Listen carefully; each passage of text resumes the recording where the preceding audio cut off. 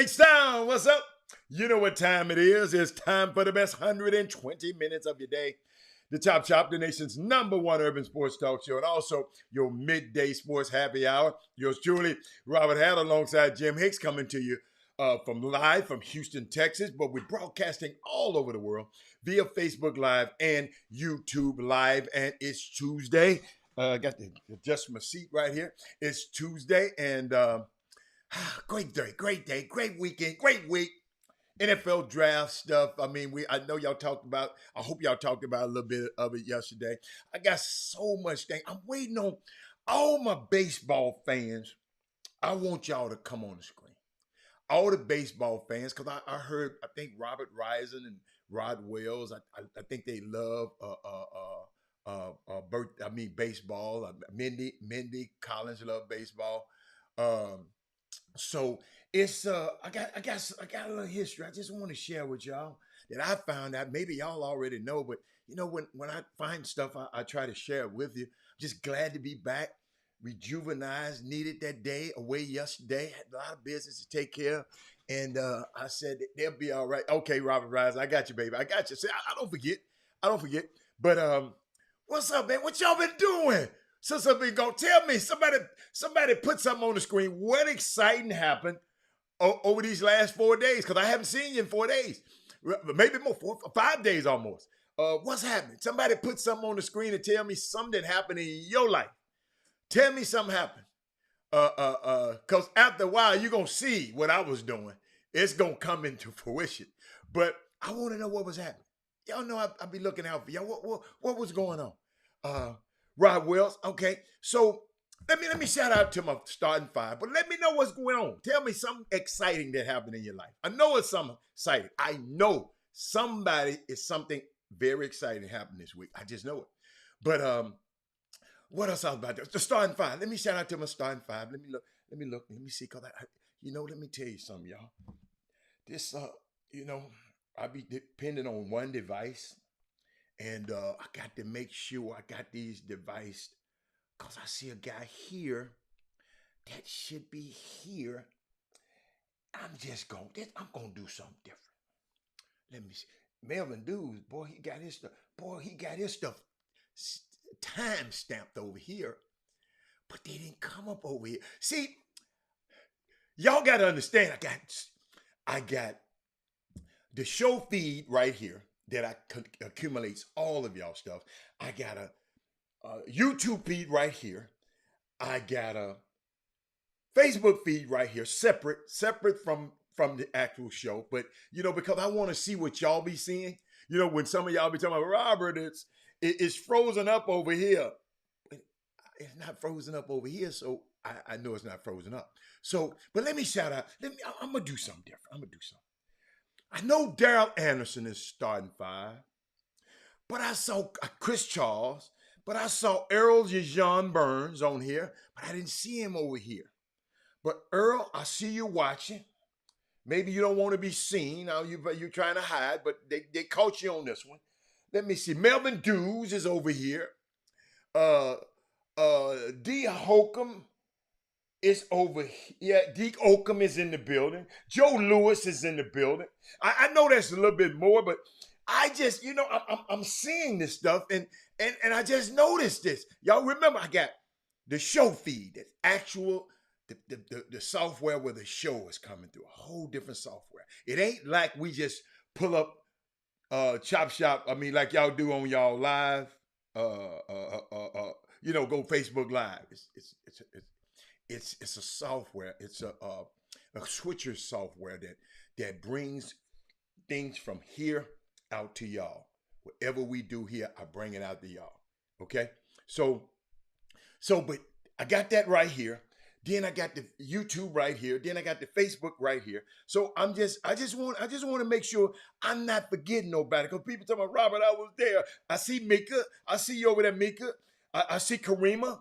I see y'all over here, but y'all not up over here. So I'm gonna start just going back and forth. I see Robert Young is over here. I can't get y'all on YouTube. Why? Hold up, Karima. Why can't you get us on YouTube? Tell me why. I see Miss Gina is in the building. Hey, Robert had his back. I'm finna get it straight today. Karima, tell me why. Marty Blake on the fleet. Hey, Marty Blake, on the feed. One of Jackson State players was drafted. Yes, that was a start. This is a start of many more. Yes. I think Jimmy mentioned that yesterday. Last name Houston. Let me talk to me. Karima, tell me what's up. I know you're typing right now. Tell me why you can't. I want to know why you can't get on YouTube. I want to know. God is great. I'm enjoying my new. See that? That's what I'm talking about. Dr. Newsom. See how you be. Hey, kids. See how you can be a doctor and drive an Alfa Romeo? Google it. One of the greatest cars made. My third grade kids were all on the honor roll. Oh boy, I love that. Let me put that. Man, see when my people do something, man, I enjoy when my people win. Cause when they winning, all us winning. What else happened? Look like Houston get rid of players all the time. D Hop. Okay. That's what's interesting. There were 6 HBCU out. Now it wasn't before drafted, Robert. 2 of the other ones were free agents. One before drafted, Robert. Before drafted. Go back. Congratulations to Dorian Moody. I got her in my notes. Made the first collegiate national honor society at Spelman. Shout out to Dorian Moody. Way to go, young lady. At Spelman, Alpha Lambda Delta. See, I like that. See, I knew something happened. Listen, I knew something happened to y'all great this week. It's some more y'all. Y'all might not want to tell everybody. I understand. It's okay. It's all good. It's all good. It's all good. Don't tell everybody. If you don't want everybody to know, believe you me, because everybody ain't happy like Robert for your success. So you're right. If you don't want to tell it, don't tell it. But let's see what else. It's Walter Yates. Oh Lord, let's pray for him. What's up there, Mr. Barnes? But y'all, I gotta keep thinking. Share the show because I got some stuff to share. Y'all, you know the price of admission to come on the chop. You got to share the show. Come on, let's share it. So I can go through my. Let me go through my notes. I got my little. Hold on. Let me see where I'm at. Let me see where I'm gonna start. Boy, I got some stuff for y'all today. But shout out to my young fellows, man. Daniel Utume and Christian James. Y'all remember these young high school basketball players. Daniel went to West Side, the best side, and Christian James went to Bel Air. Okay, Bel Air. Okay, so they were when my son was going, they were rivals. You know, I don't know if they're rivals or not now, but Daniel Utume. Christian James was the most heralded player. You know, I remember, People talking about, Daniel be outplaying him over here in the district, but Christian got all the accolades. He went to, I think, Oklahoma, and Daniel went to Akron. Two different levels of schools. But guess what, ladies and gentlemen? Both of them are in the same place. They're over in Italy. Yeah, over in Italy. Daniel plays for Pistoia, and Christian James played for Mantova. They're going to play for the first round in the Euro championship, in the Euro playoffs. They're going to play against each other. See, mamas and dads, in case you haven't don't understand what I'm talking about. These two young high school players in the city. One, they head to head, Daniel Tume used to get the best of Christian James head to head. But Christian James played for Bel Air. Maybe their team was better. They had, they come from the Bel Air factory. So Christian James got a lot more. He was ranked way higher than Daniel. I don't know how far. I mean, I wait till my basketball gurus, but I remember it because they went to my son's school. Matter of fact, Daniel was like my son used to be like Daniel's mentor. Daniel used to look up to, because Robert was, my son played at West Side. He was the captain of the team. So Daniel was his sophomore that played on the team. So just following these young guys' lives, y'all, because y'all want y'all kids, these professional basketball players, they didn't go to the NBA, but they're professional basketball players. They're over in Italy playing right now in the playoffs over the whatever division they're in. Somebody gave me this information this morning, but you see how things can happen, moms and dads. You see how things can change. One guy, the most heralded player coming out of high school, he go to Oklahoma. The other guy, one is heralded. He goes to Akron, and both of them end up in the same place, playing against each other in the first round. How about that? Houston, Texas. These kids played against each other in high school, go all across the continent, go all across the world, got their Rosetta Stones, and went all across. And guess what? They're over there playing against each other. I think hold up. That deserves a clap. Yes, it does. What's wrong with my mouse today? My mouse ain't acting right. Electronic mouses be pissing me off. I need to get me a regular mouse. But think about that, Dr. Newsom. We over here crying, and my son, and my son ain't this, my son. Man, I heard some stuff. Man, we in this basketball community, we just whine too much. We just whine too much. We always got something slick to say. What's up, Mr. Farr? He said just the other day, y'all would discredit international basketball, but decline they're not pros. I'm not going to even answer that. I'm not going to answer that, stupid. Nobody ever was wait a minute. First of all, said the other day y'all were. Who in the hell were y'all? If you're going to put this crap on the screen, I'm going to address it. I don't care. Just the other day, y'all. Who in the hell is y'all? First of all, I want to know who in the hell is y'all first. Yeah, they done got me cranked up. Yeah, I'm back. Who in the hell is y'all? Please tell me who is y'all. This the kind of stuff, I'm talking about something positive, right? And somebody always got to come with this. This ain't got nothing to do with the conversation. Not one thing to do with nothing I was talking about. I was talking about these young girls.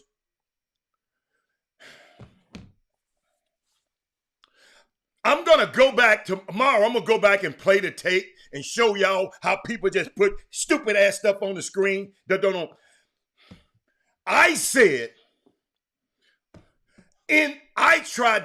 some people said pros. I always try to differentiate NBA pros or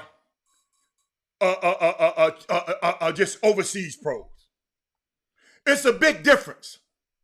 It's a big difference. Some guy, DJ Anderson, came on the show and said that he know what's a pro look like. And I said, I know what an NBA player look like. I know what I said. So we wasn't telling him they wasn't pros because these guys are pros. But I'm talking about a Sir Donald Hall. Sir, you don't have to worry about my blood pressure. I got doctors lined up for that. Okay? Yeah. I'm just telling you, y'all see how people can come on here and just put stuff. Look at them. You ain't worried about me, my damn blood pressure. Shit, you ain't never called and asked me about my blood pressure. Don't put that crap on the screen. Share the show. That's all I need you to do. Share the show. I got this. But all I'm sitting here, Jeremy, DJ Anderson came and said he ain't never missed on a pro. He ain't never. So what I said, I've missed because I've missed on NBA pros. I thought guys were going to be NBA pros. That's the distinction I made. I didn't make that comment Herb Baker put on the screen talking about the other day. Y'all was discrediting. I've never, ever discredited a guy that go and play basketball overseas. I got some guys over there every year that I get guys overseas. So I can never discredit. You know, some people, y'all need to just think about what y'all say. I've never said they weren't pros. I said they weren't NBA pros. I know what I'm talking about. But I'm not going to sit and argue with you. You're not important. So what I meant to, what I was highlighting, ladies and gentlemen, we got two young men that came from our high schools. You see, I just want y'all to see. I'm highlighting, instead of a guy adding on to this and saying something about these kids, he came on and talked about what me and Jimmy didn't say. I said the other day. Y'all see how far we have to go? But not one time have you called your congressman and said anything about what the Supreme Court has done in trying to reverse Roe versus Wade. Not one time. But you come on this show, try to tell me what me and Jimmy ain't saying. Don't understand it. I promise y'all, I just don't understand the thinking of some people. When you're trying to highlight the accomplishments of two young men, Daniel Utume and Christian James, two young guys that came up in our summer basketball, our high school basketball, and these guys are all the way across the world in Italy playing against each other this weekend. And after that, I gave an applause. That's all people can come up. We got to do better. I promise you. We think these little slick comments. We just got to do better. This is our mindset. We got to do better. We just got to be better. But shout out to the guys. I want to shout out. I wasn't here because I know if I don't support it, if we don't support our own, who will? Because we always got people got something to say about us and our own. We always got people. The NBA semi. What's up, Reginald Simpson? The NBA semifinals will feature 4 black head coaches. Good luck to. Let me put my guys up there, man. I got these guys up here, man. Let me put them up. Let me put them on the screen. Let me put them on the screen right quick. I want to put these guys. These guys. See, I'm talking about something positive. These guys, I happen to know 2 of them. The other 2 I don't know as well. I don't know Emmy Adoka that well. I don't know Monty Williams, but I happen to know Jason and I happen to know Doc Rivers. And shout out to these guys, man. That in the semifinals, 4 black head coaches. Good luck to our coaches, Doc Rivers, Monty Williams, Jason Kidd of the Dallas Mavericks, Emmy Adoka of the Boston Celtics. Shout out to those guys, man.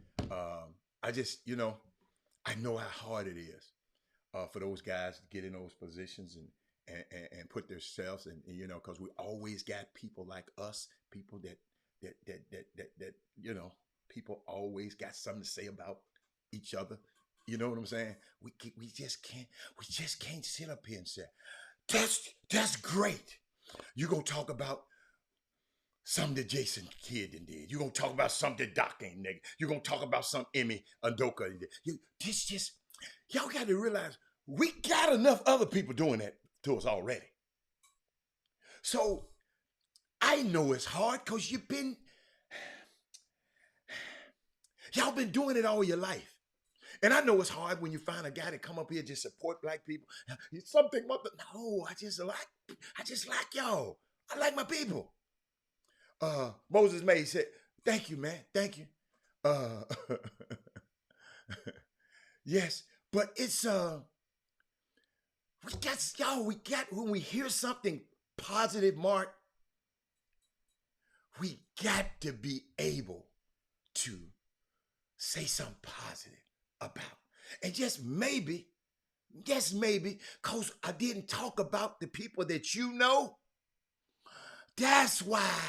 See, y'all, sometimes y'all, in this space, if you don't talk about the people that they know and they have something good with, then they don't want to hear about what nobody else done. If you don't talk about their people, I don't know. Guess what? Somebody put some guys, I guess, overseas playing. Guess what? Ain't nobody send me no information on them. Somebody sent me information this morning telling me about these guys. That's why I highlight. And I got a relationship with one of them because he went to my son's school. All this stuff is about relationship, no matter what.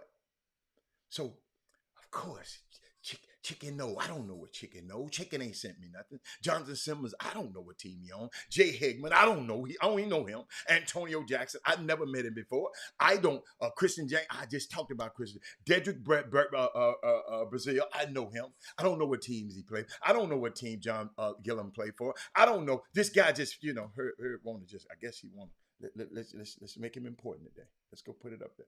You want to put these names up there. Okay, let's put them names up there. We can talk about that. He said he have a dialogue with these kids. I don't have a dialogue with these kids on WhatsApp. So, moving right along. I love it. Shout out to them those young fellas. Shout out to, hold on. This is crazy. I'm not gonna play this. But I was thinking about y'all. I was thinking about something. Malcolm X, right? One of my favorite quotes of his. He was talking about, you stick a knife in my back 9 inches, and you pull it out 6 inches. He said that's not progress. He said, you pull it all the way out. That's not progress. Progress comes from healing the wound. They haven't pulled the knife out yet, y'all. They won't even admit the knife is there. I just thought about that. Somebody need to hear that. And back again, April the 30th, Thaddeus Moody's daughter was inducted into the her first year Collegiate National Honor Society at Spelman College. If y'all knew how hard that was, oh my God, y'all would be jumping up and down. Let me take a quick break. I got something for y'all. Well, my baseball people baseball historians, I didn't know this, but I'm going to turn on this fan and I'm going to come back because it's kind of hot in here. It's getting hot in here, so I'll be right back. Just a second. Welcome to All Ticket Attractions, your number one source for tickets, local or nationwide. Here's our current promotion, ticket purchase installments. Just pay 25% down and make weekly payments. Ladies and gentlemen, Chop Shop members, go to your favorite show. Sit on the front row. If you want a ticket but can't pay all of it, put it on weekly installments. Now back to the Chop Shop with Hatter and Hicks, your Midday Sports Happy Hour.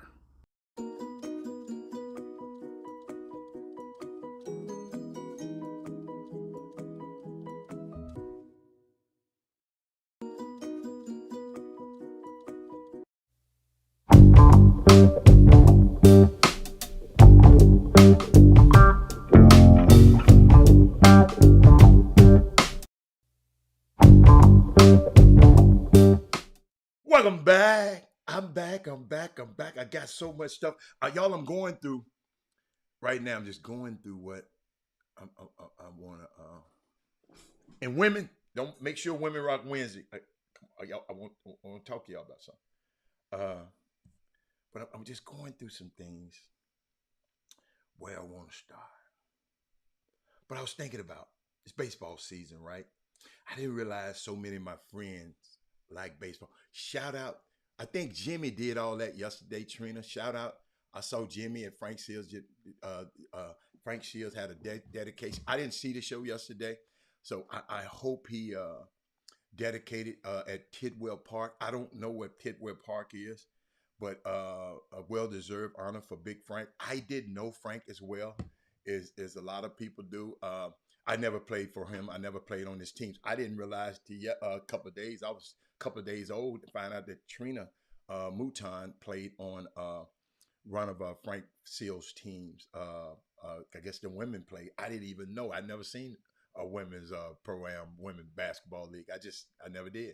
But great man in this community. I always played against him, his team. So I was never on his team. So I really didn't know him.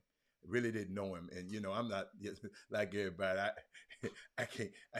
I got to know you. It's about relationship, and I didn't know him. But from what I see, man got a gymnasium named after him. He had to be a great man and influence a whole lot of lives in this city. And and shout out to him. I met him several times. Not really met him, just being competitors in the pro-am. And so it's just thank you, Trina, for putting that up on the screen. I know a lot of y'all know of him or know him, and a lot of people were there. Jimmy, just on Jimmy's side of town. He should be there. And so shout out to that. Anything else happen at the event, Trina, that we should know about? They dedicated Google his history. Yes, I know who he is. I guess you tell me I know who he is. The key word. I think sometimes maybe your feed is breaking up. I just said I didn't have the opportunity to meet him. And greet and be a friend we were just foes. I never broke bread with him. I know exactly who he is. I don't have to Google him. So I hope that was for everybody else. So I know exactly who Frank Seals is. I just don't know who, I didn't know him like y'all know him. He didn't ever coach me. I'm starting to think you were just showing out. Showing out. No, man. No. Hey, man, let me tell you something, man. Hey, man. Kedrick Lewis, he always looking at my Nike shirts I got on. Kedrick Lewis, you're right. I got enough. And let me tell you something. I should. If you know my history, I should. I shouldn't have to. I should never. I probably got one to wear every day of the show all year. Probably. I don't know. I haven't counted. But Kedrick, I wear extra large, man. So I don't know what size you wear. Maybe if you see me one day, I keep something in the trunk. So you might get a shirt or two. So what else I got? Let me go. But thank you for the information. I just didn't know him that well, Trina, because that's why I left that to Jimmy. See, that's Jimmy's. I left that to him because he got a great relationship with him. And so I just, he won 10 Pro-Am championship, 2 national Pro-Am.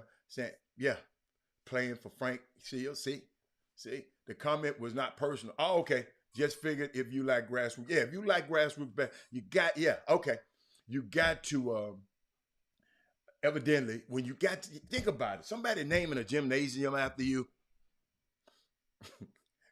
I ain't got no gym named after me. Somebody named a gymnasium after you. Had to do something. You had to put the mayor coming out, Sheila Jackson Lee coming out. He had to do something that generation after generation. I'm telling you, I was 2 days old. I didn't know Trina Mouton Williams. Trina Williams Mouton played on a women's team that was coached by Frank Steele. I didn't know, but But guess what? You find out, just like I'm finna share some stuff with y'all I didn't know until not too long ago. Because I was thinking about talking to some some black writers, and they was just talking about a long time ago just being a black talented black writer, and can you imagine being a talented black writer back in the day, and you couldn't work for the right press, the white press? You've got it. Uh, can you imagine being? I got some more history for you here too. Being a say you're a black writer.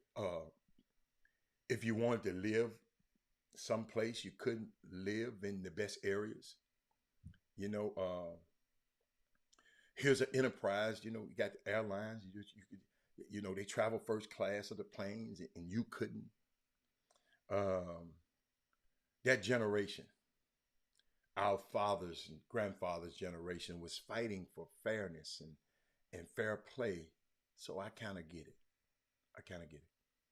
Then I think about going to HBCUs. Man, I had the privilege of going around to several HBCUs that I never thought I'd be going to, you know, and this year, and that golden era of black college basketball. I mean, black college football, where the great athletes, where the great, where the great athletes of the South, you know, they were going to Grambling, they were going to Prairie View, they was going to Southern, uh, you know, and because white people said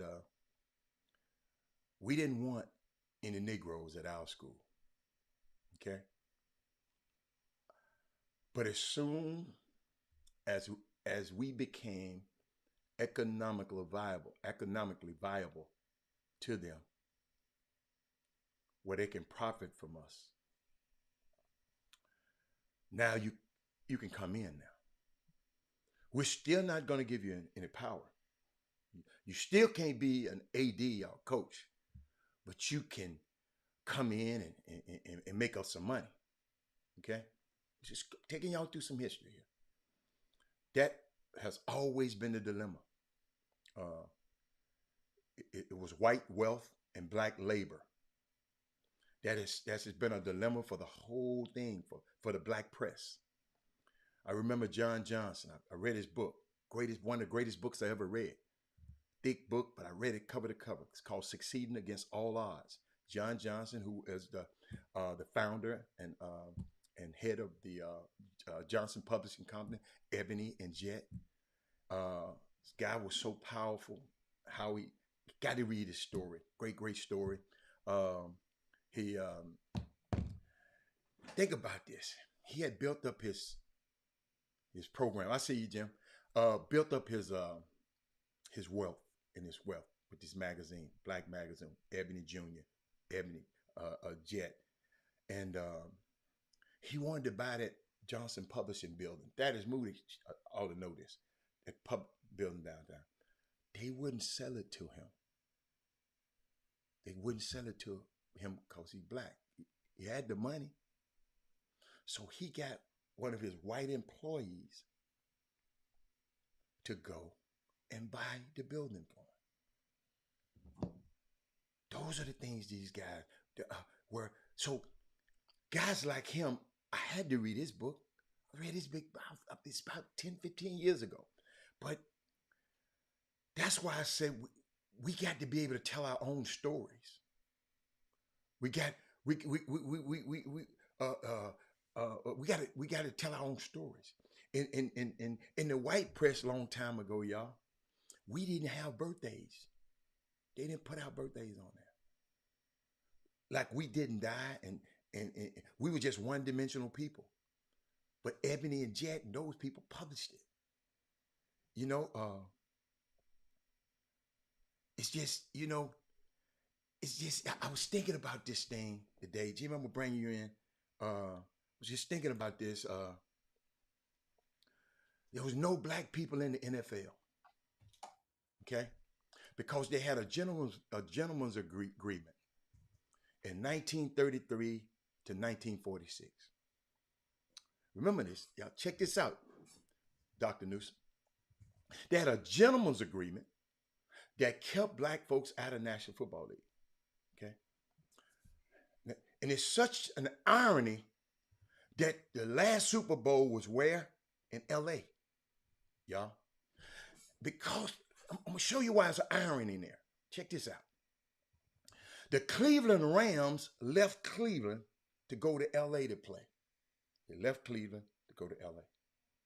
And they wanted to play their games in the LA Memorial Coliseum. A municipal Coliseum. And the black press got on it and said, no, the NFL is a segregated league. You should not be able to play in a government-funded venue as an all-right racist league. The black press got on it. As a result, the Los Angeles Rams reached out to Woody Strode and Kenny Washington. Okay? Kenny Strode and Kenny Washington and Woody Strode, who both went to UCLA in the city, and said, look, we got two. We're gonna bring them to her. And that began, I know a lot of people might not know this, that began the integration of the National Football League. Now check this out. Parallel this, very significant, Jimmy, a full irony, because Jimmy, did you ever heard of Moses Fleetwood Walker? No. Okay, I got you. Don't worry about it. I got you, baby. I got you. You finna love it in just a second. Was also the guy that was hit with the gentleman's agreement that was banned him from playing what was really considered as the white major leagues back then team, Jimmy. They stopped him from playing. And then Jackie Robinson comes along 6 decades later and re-breaks the colored barrier. Moses Fleetwood Walker was the first black dude to play. Jackie Robinson came and re-broke it. They had a gentleman's agreement. Now, check this out. Now, Jackie Robinson's teammates, backfield teammates at UCLA, Kenny Washington and Woody Strode, become the first black to break the color barrier in the National Football League. Those two guys that the Cleveland had to have, or they couldn't play in that stadium there. Jimmy, these are amazing parallels for there. It's so much historical perspective as we look back in the participation of mainstream sports endeavors. Mainstream media essentially ignored, Jimmy, the possibility of integration of our so-called national pastime. The game that you love, the game that you go watch, the game that you played. And many were caught off guard when Branch Rickey, y'all got to get, y'all, this Jimmy, I don't know if you knew this. Branch Rickey, you know who that is, Jimmy, right? That's the dude that brought Jackie Robinson. He owned New York, the Brooklyn Dodgers back then. That's Branch Rickey. That's the guy who brought Jackie Robinson in. When he makes that move to bring Jackie Robinson into the fold, check this out. The African American press had been working diligently behind the scenes for years, trying to orchestrate this move. And the quandary of black owners who Jimmy had in some ways go against their own self-interest because this was their business.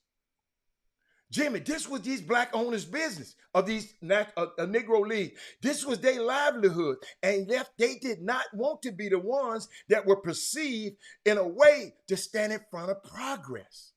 So guess what? What others define as progress, bringing a black into integrating baseball.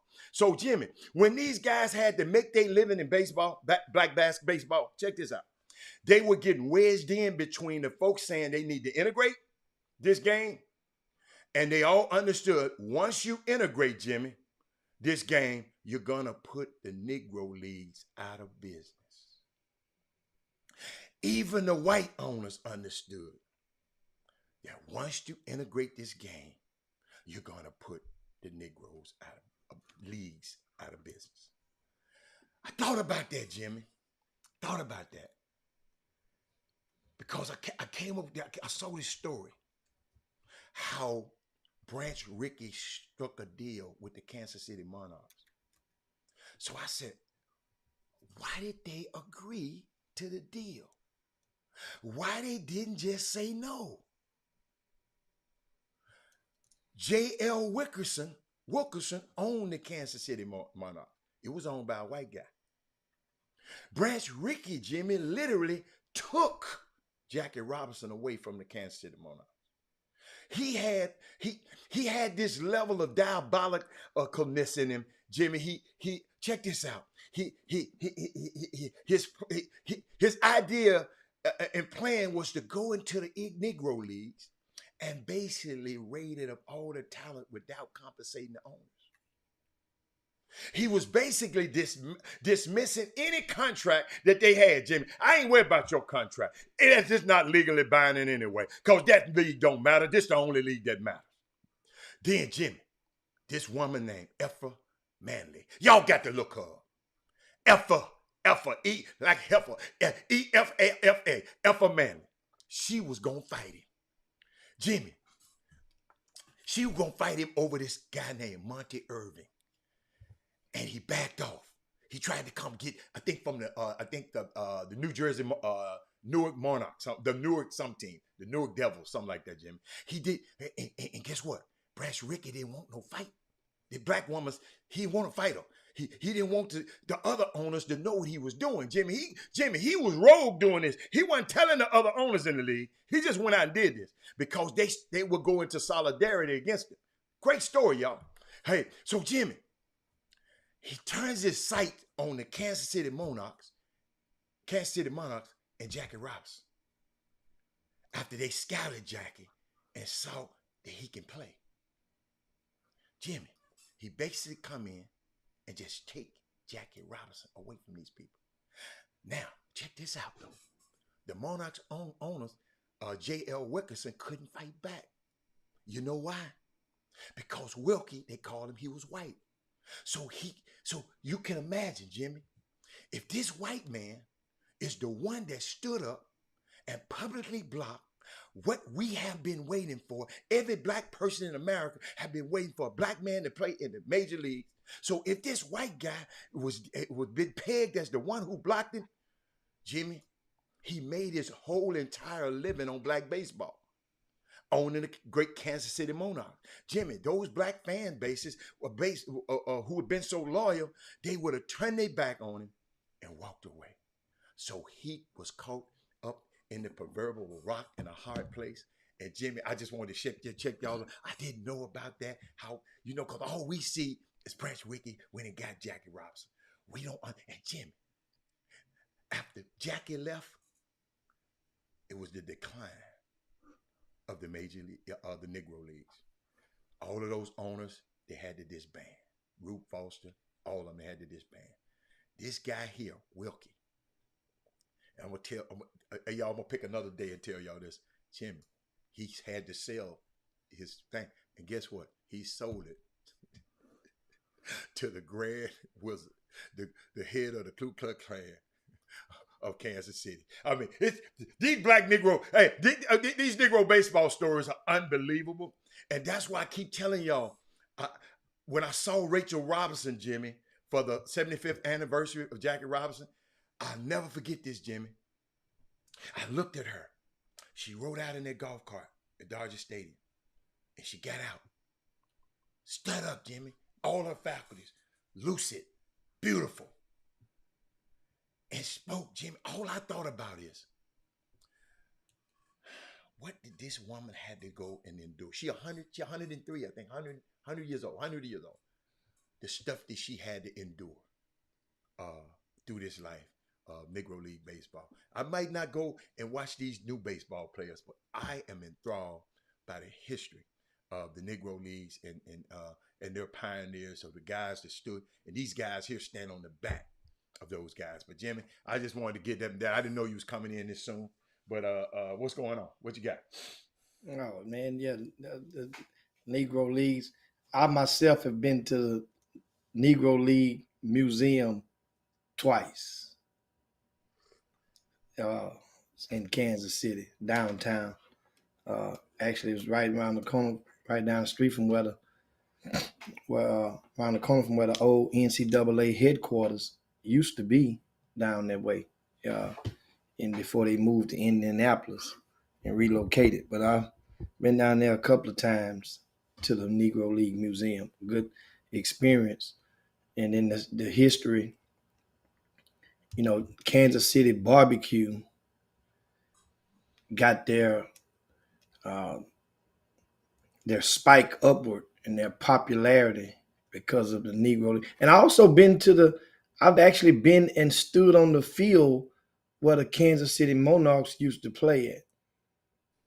It's a little park now, and the field is still there. Well, last time I was there, it was still there. And I actually stood on that field where they used to play it. You can kind of feel the spirits, uh, on that grass setting. It's kind of neat the way it's set up, and You talking about but the actual field outside or yeah, the yeah. museum? No, the actual field. I went to the Okay. field and stood on the field. I went to the museum twice, but I stood on that field one time, and was going to the field because the field is right around the corner from the barbecue spot. Oh, okay, okay. Or one of shit, they got plenty of them in Kansas City, but one of the I got a family trip planned. Gates barbecue. Yeah. The Gates barbecue is one of their popular barbecue spots. Okay. And so Gates has a correlation.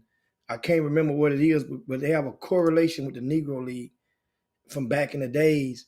That was like one of the, like you leave a game, go to happy hour, like you go. That was one of the spots where people went to after they played or before they played or whatnot back in the day. Because the guy named Gates, that barbecue spot wasn't open, but the dude named Gates worked at one of the barbecue shacks down there. And then the Gates guy ended up opening up his own barbecue house, which is Gates Barbecue, something like that. You guys that know a little better might can fine tune it, but it's something like that. But you know what's unique, Jimmy? I got to tell the story because when you walk into the museum, I haven't been yet. We got it because of the COVID. When I wanted to go, it was COVID. Then they got a flood. They had a flood, and I mean they just had so many problems down there. So, but they said when you walk in, they got the Field of Dreams right there. All of the best players, and I think I've yeah, seen pictures of it. But Jimmy, it's covered, not covered, but you see chicken wire. Okay, you have to see through the screen. When you walk in there, you see chicken wire. and you can't take no pictures. Yeah. Okay. Shoot, they took a lot of pictures. But You're not supposed to take no they pictures. took, I'm gonna show them to y'all one day. I got them. But Jimmy, this what got me. Guess what the chicken wire is symbolic of? Because when they used to go see the games long time ago, they used to separate the blacks from the whites in the stadiums through chicken wire.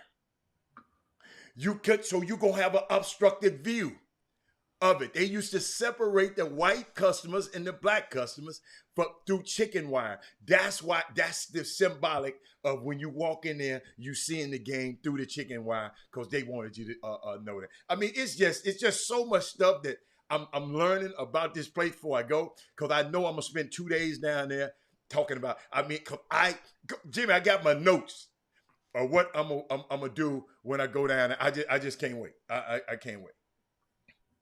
Yeah, and so that's good tidbits and good history.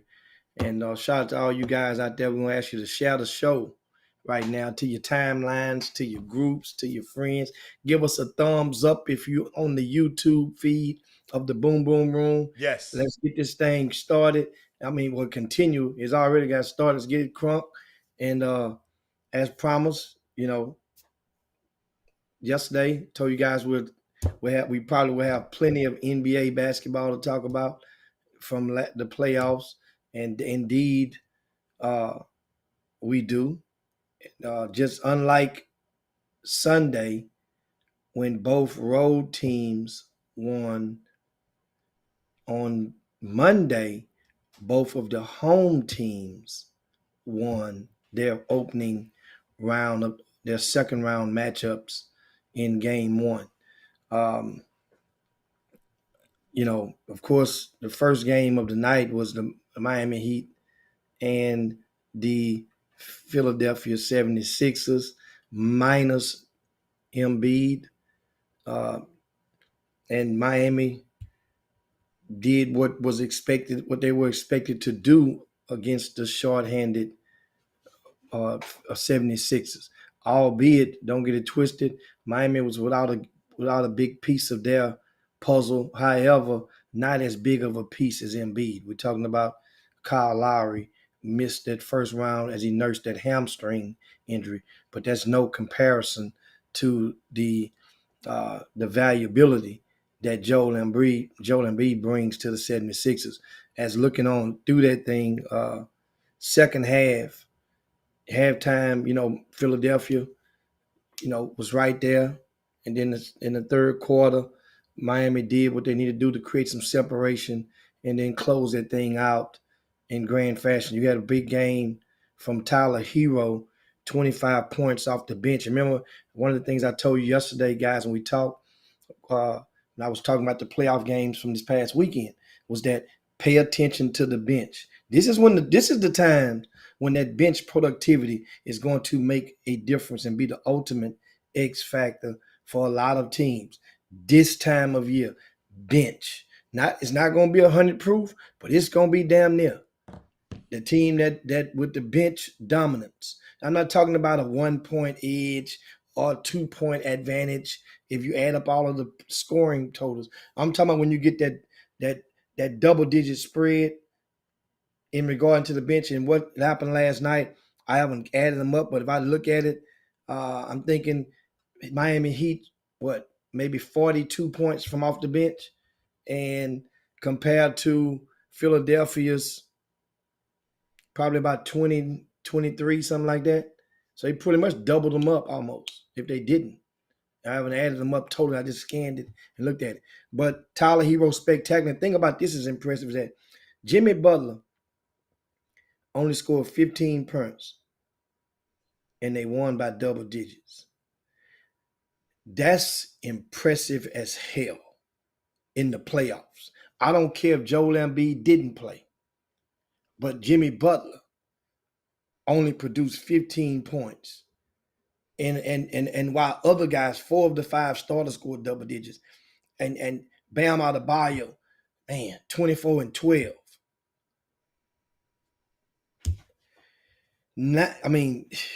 The team now, Embiid is expected to miss game 2.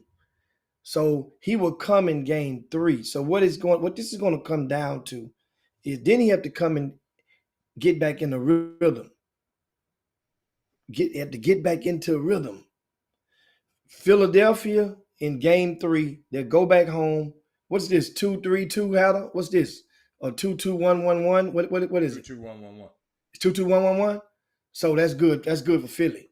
So Embiid will basically be coming to a situation where they're probably going to be 0-2. They win game 1, all the pressure is off. Momentum will take them in. They win at game 2, then they're back at square one. They're back even. So winnable series for them. But the series don't start until Embiid gets in uniform, to me. Because otherwise you got a built-in excuse. And luckily he's not going to be out. He's not expected to be out 3 games or 4 games. They're saying 1 or 2 games for sure. Now the thing is, that's 1 extra game that Kyle Lowry will have as an advantage to get himself back in the rhythm. He's been out since like game 3 or 4 of the first round with that hammy. PJ Tucker, based on what you expect him to bring, he met his quota and then some. 10 points, 7 rebounds from PJ. That's old Houston Rocket form right there, at least the bottom end of it. He had 2 for 4 from 3-point land.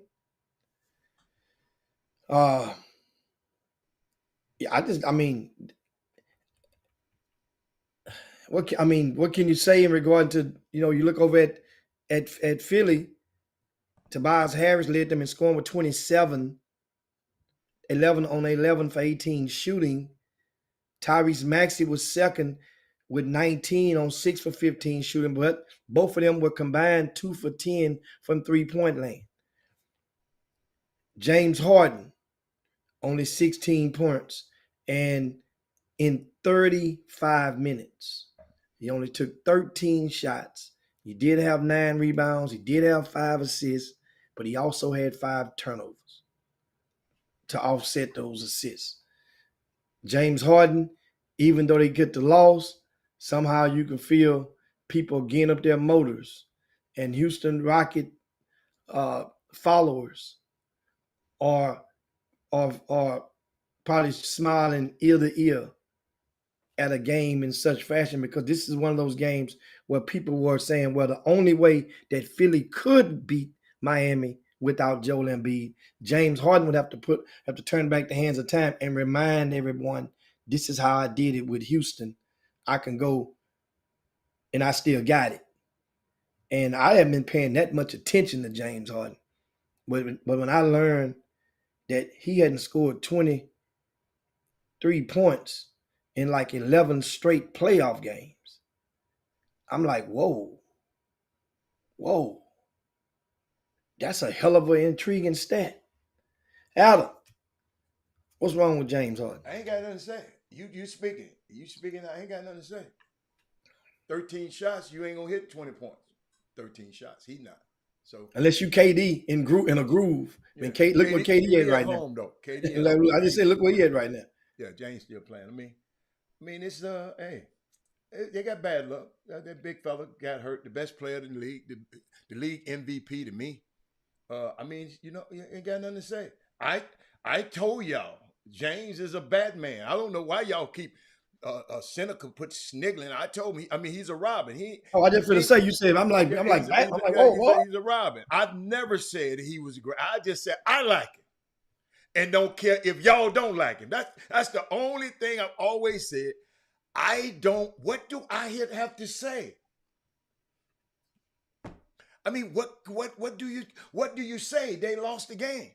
I always say my favorite thing: don't get excited over the first game. I say it with everybody. I mean, I have my expectations. I remember you, Jimmy. But our expectations of James were so much. Guess what? My expectations of him is not that much no more. Man, 33 years old now. Hey, and if somebody give him that money, he better take it tomorrow. Like Zion said, he better opt in right now. Because I mean, I'm just watching him. He's just playing. He's just not playing. I mean, ain't nobody gonna play like the guy of old. But Chris, what's his boy? Chris Paul, the only person saying that. I just really, you ask me, do I have something to say? Not about James. It's just Philadelphia was competitive last night in that game. I mean, it was tied for a long time, a 1-point game. And I just think if just a couple of bad shots out here, they could have won this, could have snuck out of there with this game. That's what I'm talking about. That's really what I got to say. So it wasn't, I mean, if y'all noticed, I ain't been talking about Philly. They're in the playoff, they're in the second round. I haven't been talking about it. It ain't nothing to talk about. I just don't want Doc Rivers to be the scapegoat. Because guess what? James going to be all right. Doc going to be all right, but Sam Cassell comes up under James. I mean, up under Doc Rivers. And I care about his career. So when I think about this team, I think about Sam Cassell. That's the most thing. Because James going to be all right. Yeah. I mean, it's all right.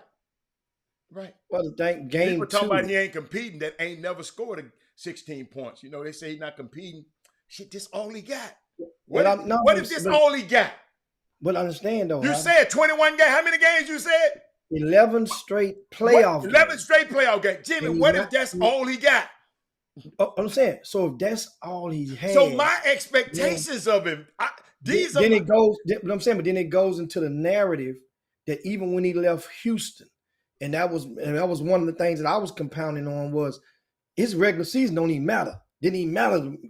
Harden in the regular season don't even matter no more. Certain player. It's you in the postseason. And then the only way you can But you know mentioned about the it, last 11 games, Jimmy.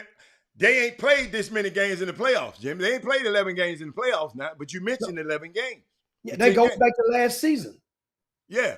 Oh, you That talking goes about back to last last playoff, 10 playoff games. his in the 11 straight playoff Jimmy, games. he was injured in last year's playoff games.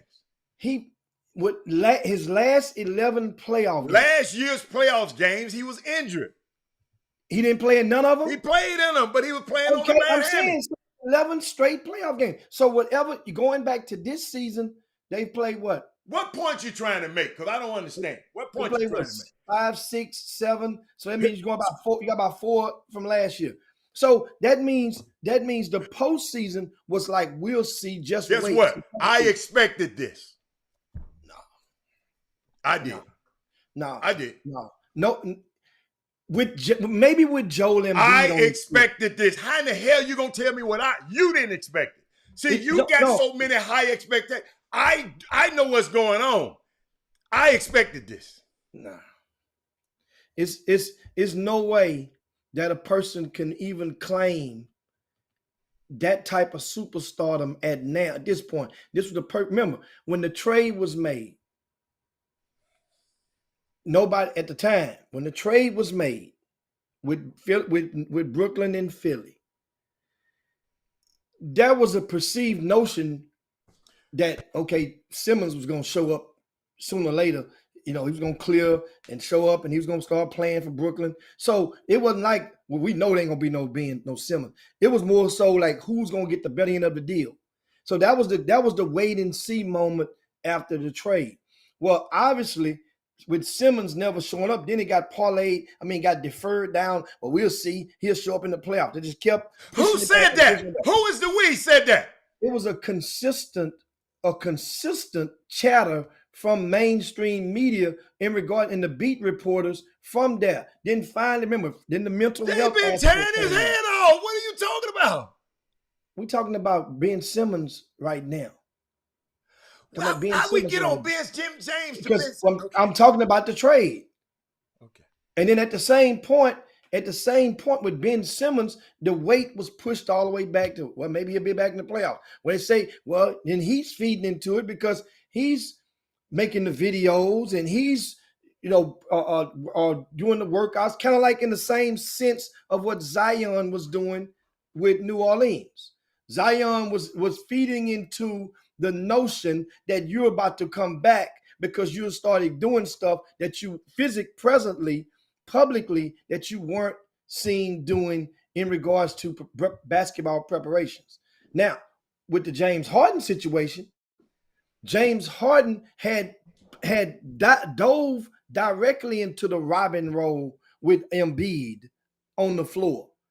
But with Embiid out, was the prime opportunity, or is the prime opportunity for James Harden to say, yo, let me go back and show y'all I could be Batman. Because every good Robin ain't trying to show you that. Every good Robin. So what does that say about him if he ain't trying to win? He might just ain't got it. So if you ain't got it, that means at some point you lost it, right? So at what point you think he lost it then? I don't know where he lost it. I'm not a skin diver like you. I can't go in his brain and his heart and know where you lost it. I just know I didn't expect much. That's why I didn't talk about it. I expected more from Brooklyn when he was at Brooklyn than I did over here. I expected, I'm going to repeat it. I talked about Brooklyn because somebody remind me. I said, Brooklyn there. I ain't never said we're no damn Philly yet. I haven't really talked about Philly on this show. That's why I say I ain't have nothing to say about it. That's why I said I don't have nothing. So if you don't understand, y'all, what are you to say? I didn't expect James to go and hit no 40 points last night. I did not. He went in there, passed the ball. Guess what? And throwing the ball away. Yes. So I remember, but Robert, we expected, we the Houston Rockets, we love our players. We expected so much from him.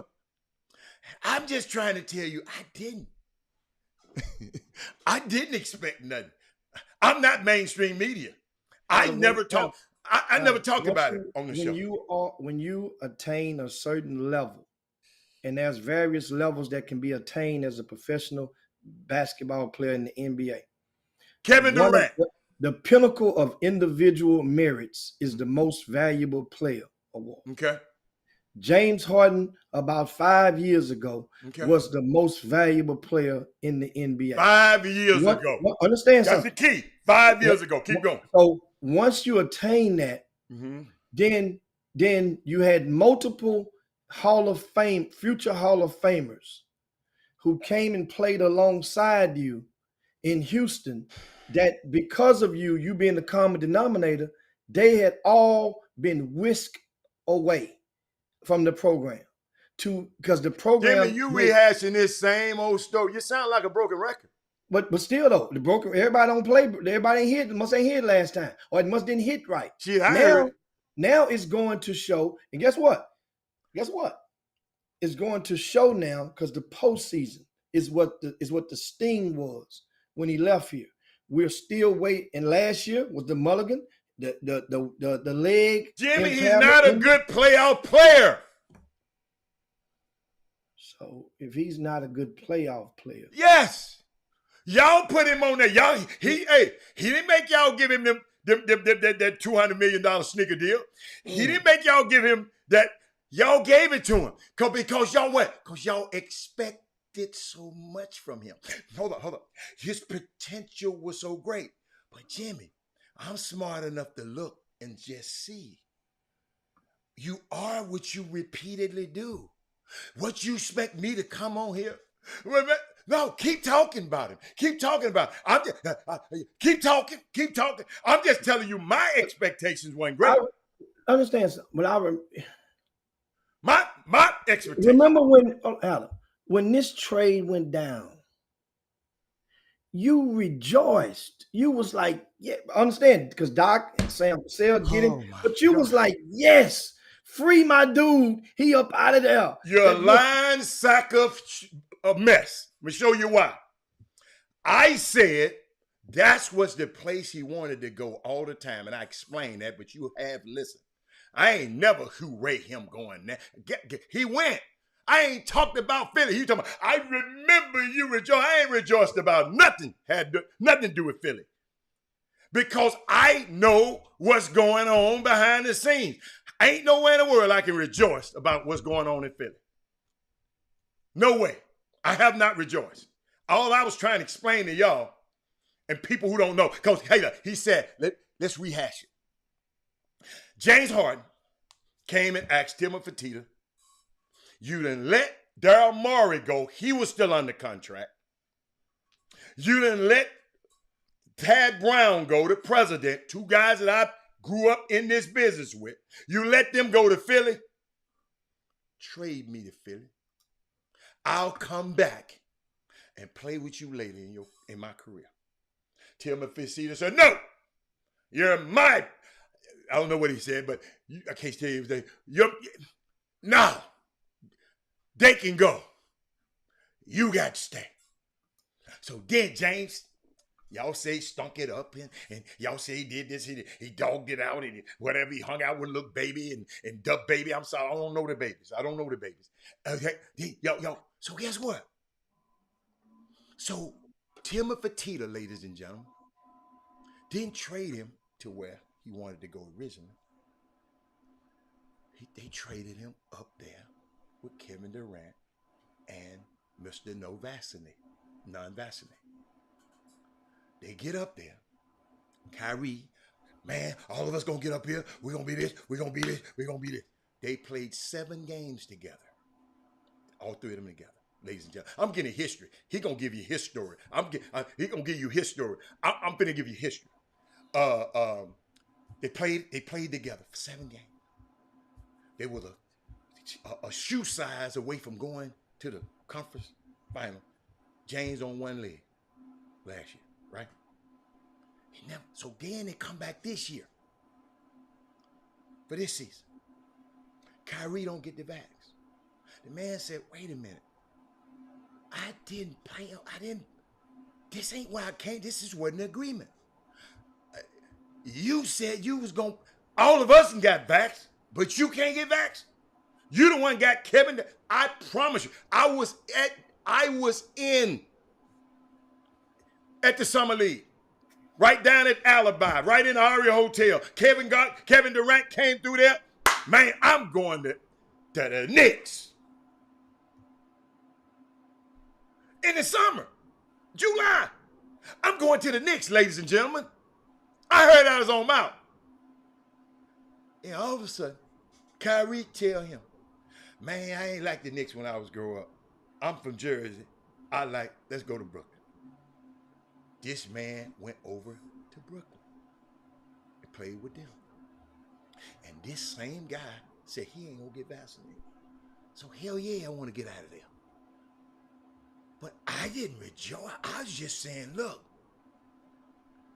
he went to the place that he wanted to go. If you don't believe me, go and look up the Philadelphia 76ers. You're gonna see Tad Brown.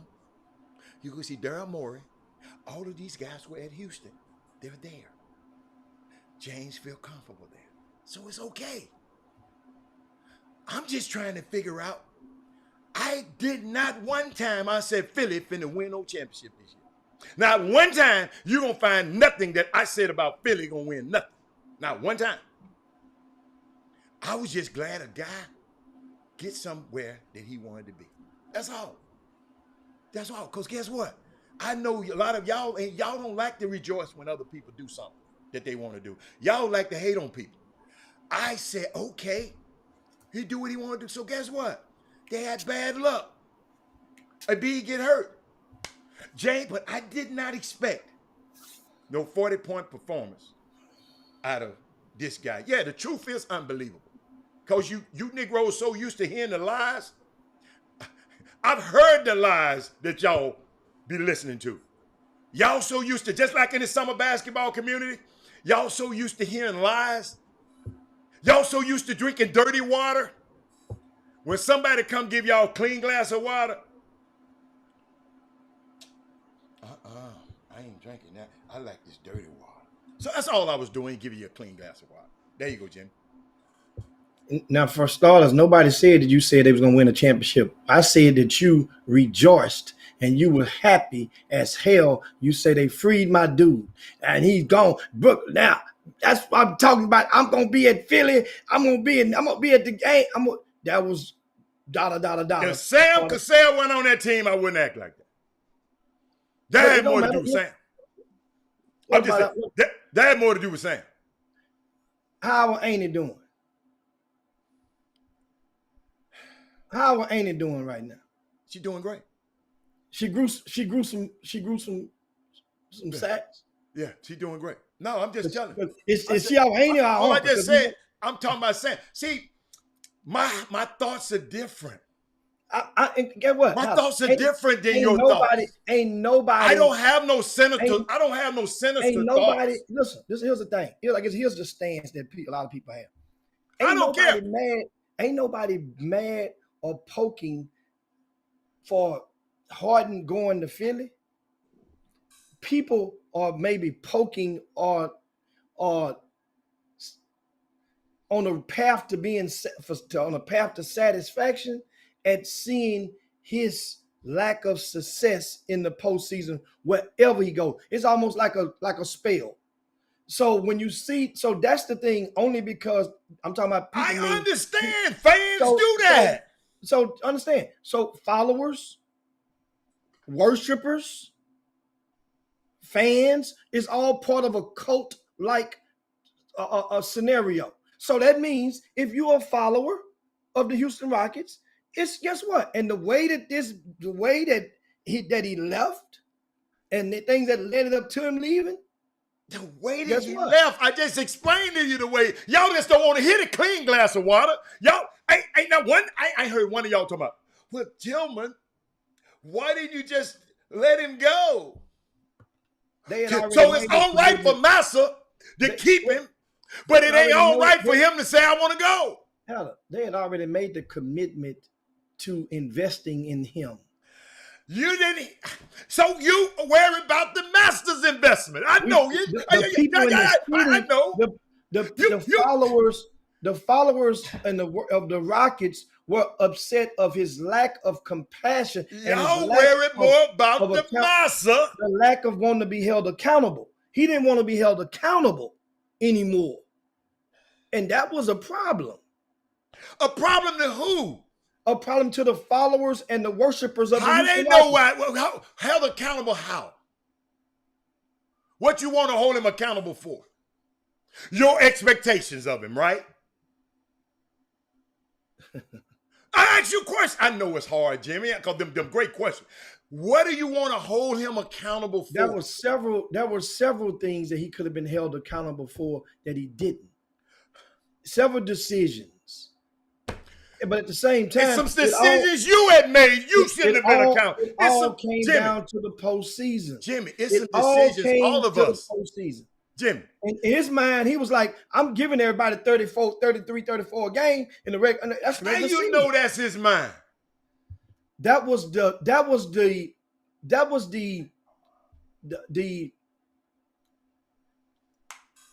aerosol that it felt like he sprayed up on the community. Like, I'm giving, you see what I'm doing in the regular season? I'm doing all, I'm leading this team. And we like, okay, that's cool. Give us that in the postseason. Give us that in the postseason. That man really hurt y'all. That man. I don't want nobody to hurt me like that. So guess what? Hey, guess what? Y'all some scoring lovers. Understand. Your girl cheated on you, huh? So guess what? Now it's worse than cheated on you. It's worse than she left you. It's worse than leaving. She left you from something. It's worse than leaving. You clean out the bank account. Yeah. That's what I'm saying. The Rockets, look at him now. You clean the bank account out. But he wasn't that good in the first place. No. He's trash. Hold up. You got some people on here, some of them fans call him trash. Is trash valuable? No, they ain't saying it today, Jimmy. Don't look on that today. Is trash valuable? I'm asking for a friend. To somebody. Okay. To a lot of people. Because you're right. People be digging around in your trash. You're absolutely right. A lot of people trash is valuable. You know? That man said he threw everybody out the bus. Out the bus. Wow. I thought it was. So but the thing is now. But I love it. Let's talk about Luka, because you said something about the bench, and then I looked over when you mention stuff. I'm a guy that's just gonna go look. So you're saying of what you said about the bench scoring. This is not an absolute. No, because I know you're gonna come there. This is not an absolute, right? No, because the who is that? The Dallas Mavericks outscored the Phoenix Suns bench and they lost. What was the top? What by was the 20. Tally? They beat them by 20. What was the tally of the bench scoring? Hold on. Huh? What was the tally of the bench scoring? Okay, I'm gonna let you add this up. So 19, 27. So 30 by Dallas. And tell me what did Phoenix have? What did Phoenix have? 30 by 20 some. It's less than Dallas. What did Phoenix have? 17. It's less than that. It's about the same. Let me help you add them up. Count them out to me. What did who Phoenix bench have? What? 17, 4. Okay, plus what? 9. 17 plus what? 4. That's 21. Plus 9 is what? 21 and 9. That's 30. Okay, how many you say Dallas have? 30. So who had more? No, but you're saying the person who wins the game is when the bench scoring. They're not likely in the postseason. That ain't what you said. Oh man, hell, I say it ain't 100 proof is what I said. I say, but it's damn near 100 proof. It's about 90, 95. Excuse me, you didn't hear me. Excuse me. I qualified it because I knew you was gonna go there. I said there's no absolutes, right? That if you didn't hear me, maybe you don't know what absolutes mean. And what was my response when you said that? I couldn't hear you. You didn't answer. No damn attention like you always don't. I sure probably don't. You said wasn't no absolute. I said that is correct. It's not an absolute. Then you kept going to the next thing. Okay. Then I say, well, add them up. But I'm just letting you know. But So when you say add 'em stuff up, like that. So let me rephrase this for you then. Hold on, hold on, before you rephrase it. Hold on, before you rephrase it. It's the same thing. I got to put a point here, right? So you rephrasing it. Okay, you're changing it. Let's go. No. I don't have to change it because it still holds true. I told you in the postseason, the team that wins, their bench is likely to outscore them. Then I said it back about 30 minutes ago. It's not 100 proof, guys, but it's about 90, and it could be 95. Exactly what I said. I got $1,000 to $10. Anybody that go and pull it up tomorrow and prove it different than what I just said. Now that's 100 proof. But I'm just telling 1,000 to 10. I'm taking all bets. Claim it on that the screen. You said that verbatim what you just said? I say that is paraphrase what I just said. No, I said verbatim. Hold on. I said verbatim. Okay, I'm gonna give you my verbatim. It's not 100%, it's 90 or 95. Okay. That's what I said. Y'all go back and tie his ass up, because I don't need it a little money. No, don't go dig it up. Put your bet on the screen first. Them tens gonna add up. I grew up on the street selling them tens. I know them little tens gonna add up. Now, back to this. We back to selling tens. So what I'm saying, you probably put a point and didn't even add up the damn numbers. I just said, you said, all I went. Didn't outscore. They didn't outscore Phoenix bench. I didn't say that. You said the person that wins the bench battle usually wins the game. Usually. They didn't lose the bench battle. And I asked you, is there an absolute? And I guess you said, because I didn't hear you. Yeah. That's all I said. So I hope y'all can go back and get it. But y'all don't have to take his money. It ain't worth it. Just go back. We're going to go back and look at it, and we'll go. We can get it. I mean, dude, I don't care what you said. Can we get on to the next game? That might be the only way to make me a changed man. Come get it. Ain't nobody trying to change you, man. That's the best way to change it. That's the best way to change a person's economics. Cut a hole in their pocket. Jimmy, don't ever change. Do me a favor. So don't go changing, trying to please me. Them tens gonna add up. Hey, don't go change it. I can't play the song because they'll cut us off. Don't go change it. Them people know what they heard and know what they didn't hear. That's why they sit there laughing at the screen. They know what they heard. They just can't believe what you didn't hear. That's what they believe in. I just said, Jimmy, I got clean water. They're used to your dirty water. I understand. Your water, but no, it's so funny. I got clean water. To you, your water clean. Okay. It's like making Kool-Aid. Okay. Certain people like Kool-Aid certain way.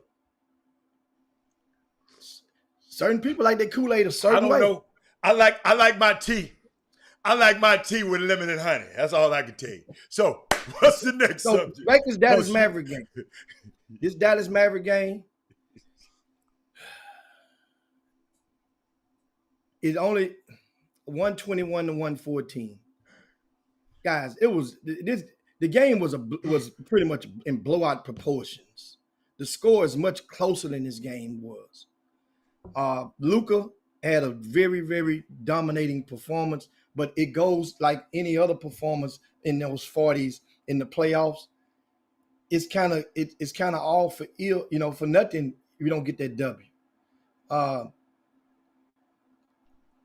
If Mavericks had won this game, then that 45 and 9 and whatever else it was, what was it? 45, 12, and 8. I'm sorry. Would have been magnified. Would have been. It could have been the how would I say it? It would because who you are opposite. You're opposite of first ballot Hall of Famer, who's in his second win of his career, and that's Chris Paul.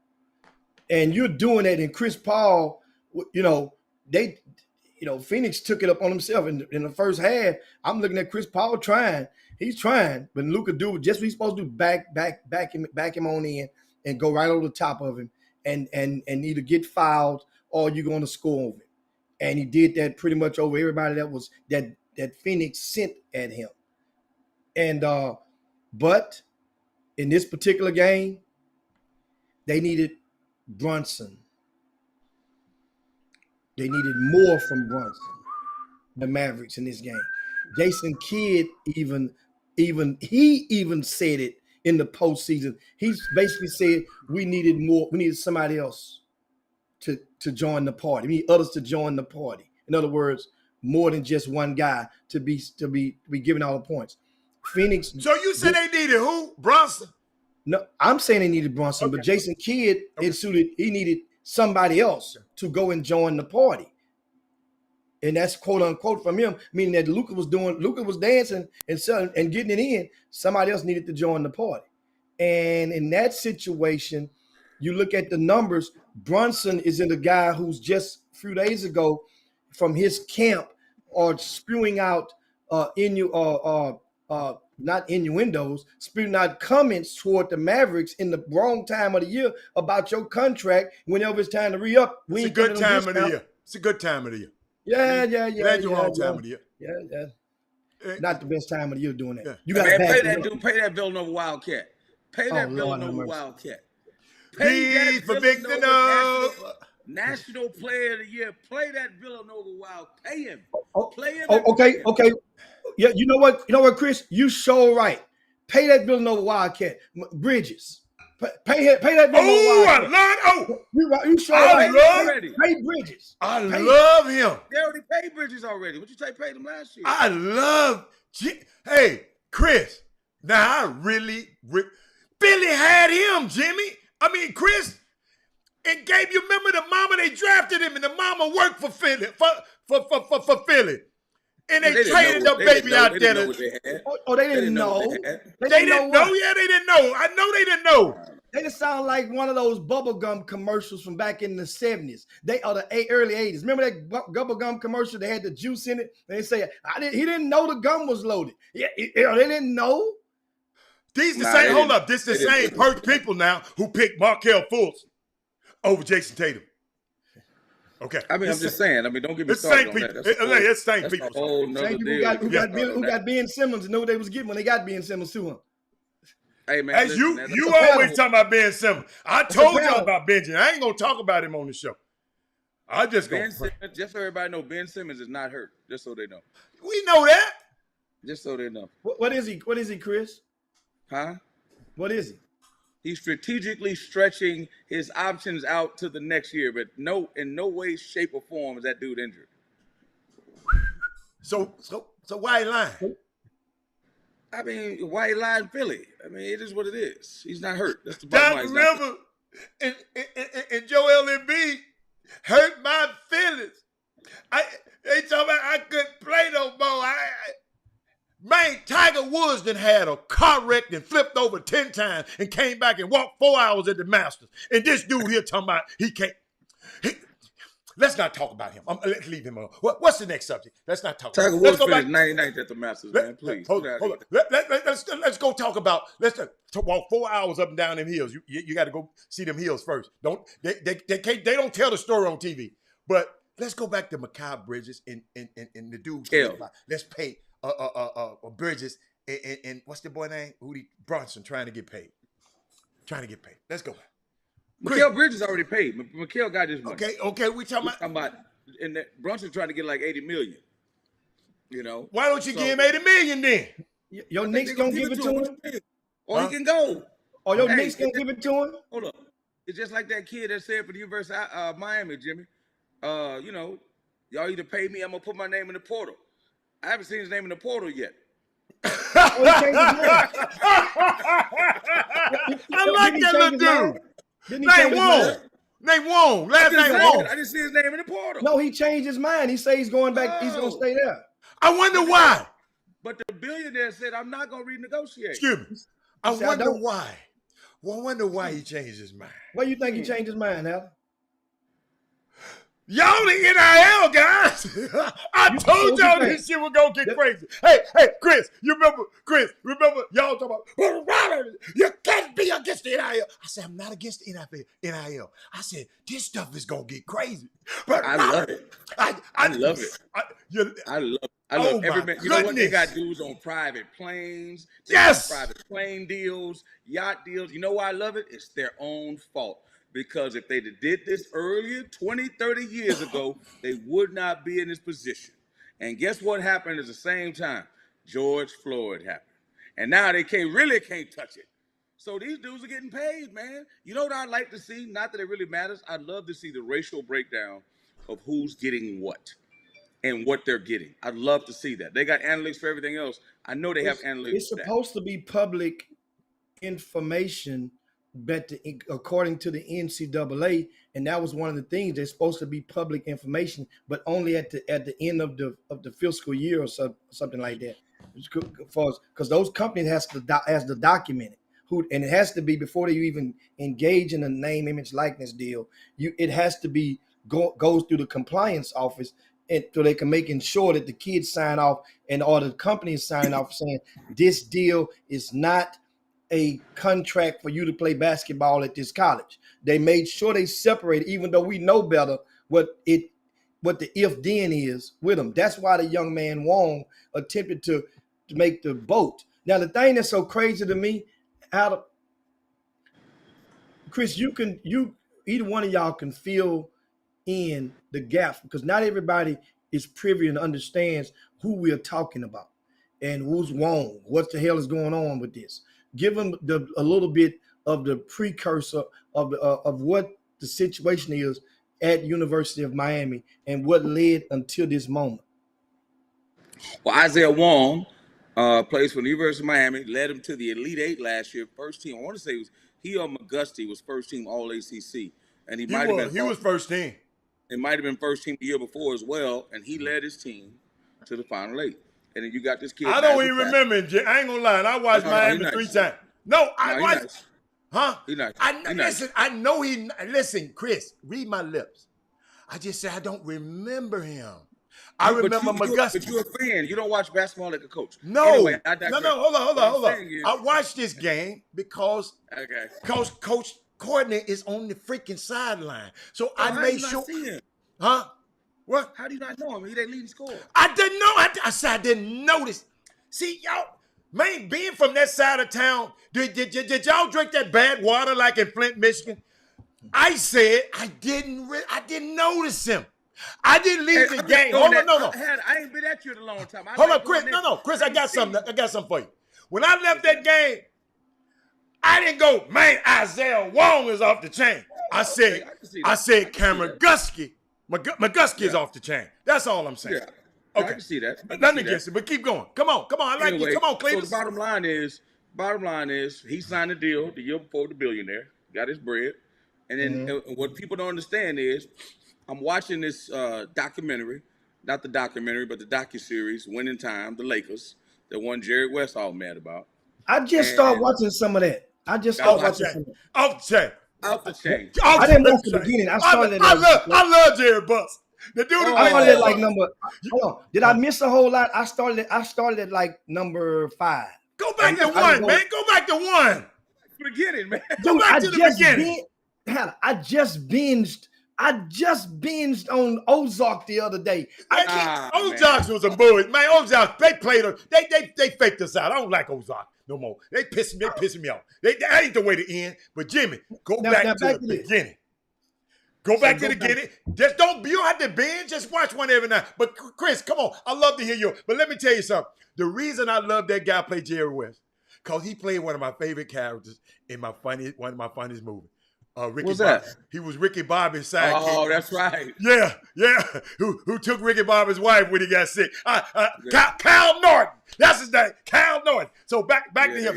Come on, Chris. What'd you say? So anyway, the bottom line is Magic Johnson, when he came to the Lakers, you had Kareem Abdul-Jabbar there, who was arguably the best player in the league. And then guess what and then all of a sudden there was a change in leadership. Jack Kent Cook was the leader. He wanted to sell a team because he wanted to pay off a divorce, one of the biggest divorce settlements of all time in the history of the United States. Mm-hmm. So Jerry Buss got it. I don't want to say he bought it for $80 million or $30 million. 63 million. Yeah. So the bottom line is, guess what he did? After Magic did what he did, he gave him the largest contract ever. Or he had the largest signing bonus ever over Larry Bird. So what do you think dudes in the locker room thought? Like, hold on, man. How you gonna pay this dude more than us? He ain't bounced the ball yet. That's how the market works. So Isaiah Wong is already in Miami doing his thing, right? It's kind of like you representing the football guy, and guess what? He's like, hold on, man. I'm the best cornerback. Y'all just whoa. We gotta renegotiate. No, homeboy, you signed this deal right here. Well, how y'all gonna pay that dude more? Because that dude waited for you to get your deal. Yeah. He got his deal. That's what's happening. It ain't got nothing to do with your money. Hey, what I try to tell them, you know what I tell them? You guess what you do? It ain't how much you make, it's what you do with what you make. Don't worry about what he got. Ain't nothing. He ain't finna give you none of that money. But these guys, but that's how it is. But keep going, Chris. I like this analysis. So the kid from Kansas State doesn't stay there with Tang, and they get to do $400,000 a year per year for 2 years and a car. Yes, sir. This dude ain't played in the NCAA tournament. I don't know if he's ever played in the tournament. I don't even know if he's a pro prospect. The bottom line is that's what the market demanded. So if Wong was smart, instead of complaining, he had one course of action that could have changed it all. Put your name in the portal, and then your value go up again. Hey, I think he got paid. I mean, they could have figured it out. I think he got paid. But I think that dude with the billionaire was smart to be like, hey, man, we're not renegotiating nothing. You got to realize now, Jimmy. Right I'm going to tell you the slick move was Wong went and got the guy who represented the other guy. Yeah, that guy to represent him. Yeah. So the dude know the particulars of the deal. But Wong already had that guy. From what I thought. I thought I'm just saying he got. I mean, in other words, they both represented by the same guy. Yeah. So tell me this. Now, this is exactly what I wanted to inject was this very important fact. Both of the young men, their agency for the name, image, likeness, is the same company. Yeah. So tell me, how does that? Like, take a deep breath out of in this situation right there. Jimmy, me and Chris, Jimmy, it ain't no rules, Jimmy, out here. I understand, but then if you represent me and Chris in the same situation, right? And I had you first, obviously, because my deal with you was back when before the season started with Ruiz and the company that gave me the 100 racks. Well, when I found you and gave Chris, who ain't like Chris just described, ain't made it to the tournament, ain't done this, but Chris more of a point guard than me. Yeah. Jimmy, can I stop you? I know where you're going. Jimmy, the reason you go there, Jimmy, this particular guy from Kansas State, right? Evidently, at that moment, he just explained to you that right there, at that particular time, this is what these people would pay. He's the number 2 transfer in the country. At this particular time, Jimmy, it ain't got nothing to do with the other. I wasn't slighting you, but Chris coming at the right time, and these people offering this 400. I got to take it from him. Then I work on this one. I'm not finna say, well, no, I can't. Then I'm doing Chris a disservice. If I'm worried about you, I got to worry about Chris first right now. I'm in the middle of this negotiation. Now I will go and deal with your deal. Okay, so when you get Chris's deal done, right? Mm-hmm. Do you not? Because I'm not aware of this at the time. I'm not aware of this. I go back to the whole. You not call me and say, "Hey, yo, call me ASAP." You not just say, "Hey, Hicks, we need to meet up. I'll be down there. In Jimmy, he probably told the kid. That's why the kid lashed out in the public, so he can go in there and get some more. That was Jimmy. They was trying to go back into the well. But that wouldn't have been, like Chris say, the right move would have just been to go into the portal. Public opinion, Jimmy. Public opinion sways a lot of stuff. Y'all got to realize, Chris, you know this. Chris, the American people didn't know a lot of the stuff that was happening around the world till them cameras hit they behind down there at the Selma Bridge. The Selma, that bloody Sunday, it was orchestrated by the movement, so the people can see it. So Jimmy, once the people see it, That's why it was a big media blitz about it. The guy put his name out there. Well, I'm representing both guys. I'm going to tell you, if that boy is quiet right now, something has happened, Chris, for that kid to be quiet because he ain't talked about it no more. Something had happened. No, I agree. Something That's happened. all. It ain't. He might have publicly. But the point still remain is, if something didn't happen, but he could have changed that real quick and said, "I'm putting my name." Yeah, he could have put his name in the portal because he instantly become the number one transfer in the country. So he gonna get paid. He didn't want to leave Miami. And by him not doing so, the other schools couldn't. It would have been setting up a booby trap because they couldn't necessarily poach him away in the portal because he wasn't in the portal. So that's what I'm saying. He had to May 1st. And he had to May 1st. So he tried to put him in a trick bag because he knew there was you can't do it after May 1st. He couldn't transfer anymore. So he was like, I'm gonna wait till the last minute. I'm gonna use my leverage. I'm gonna say this, and I'm gonna see what it get me. And so then all of a sudden, if you think for 2 seconds, the head coach at Miami is trying to win again. People gotta understand this. Here's what I don't understand.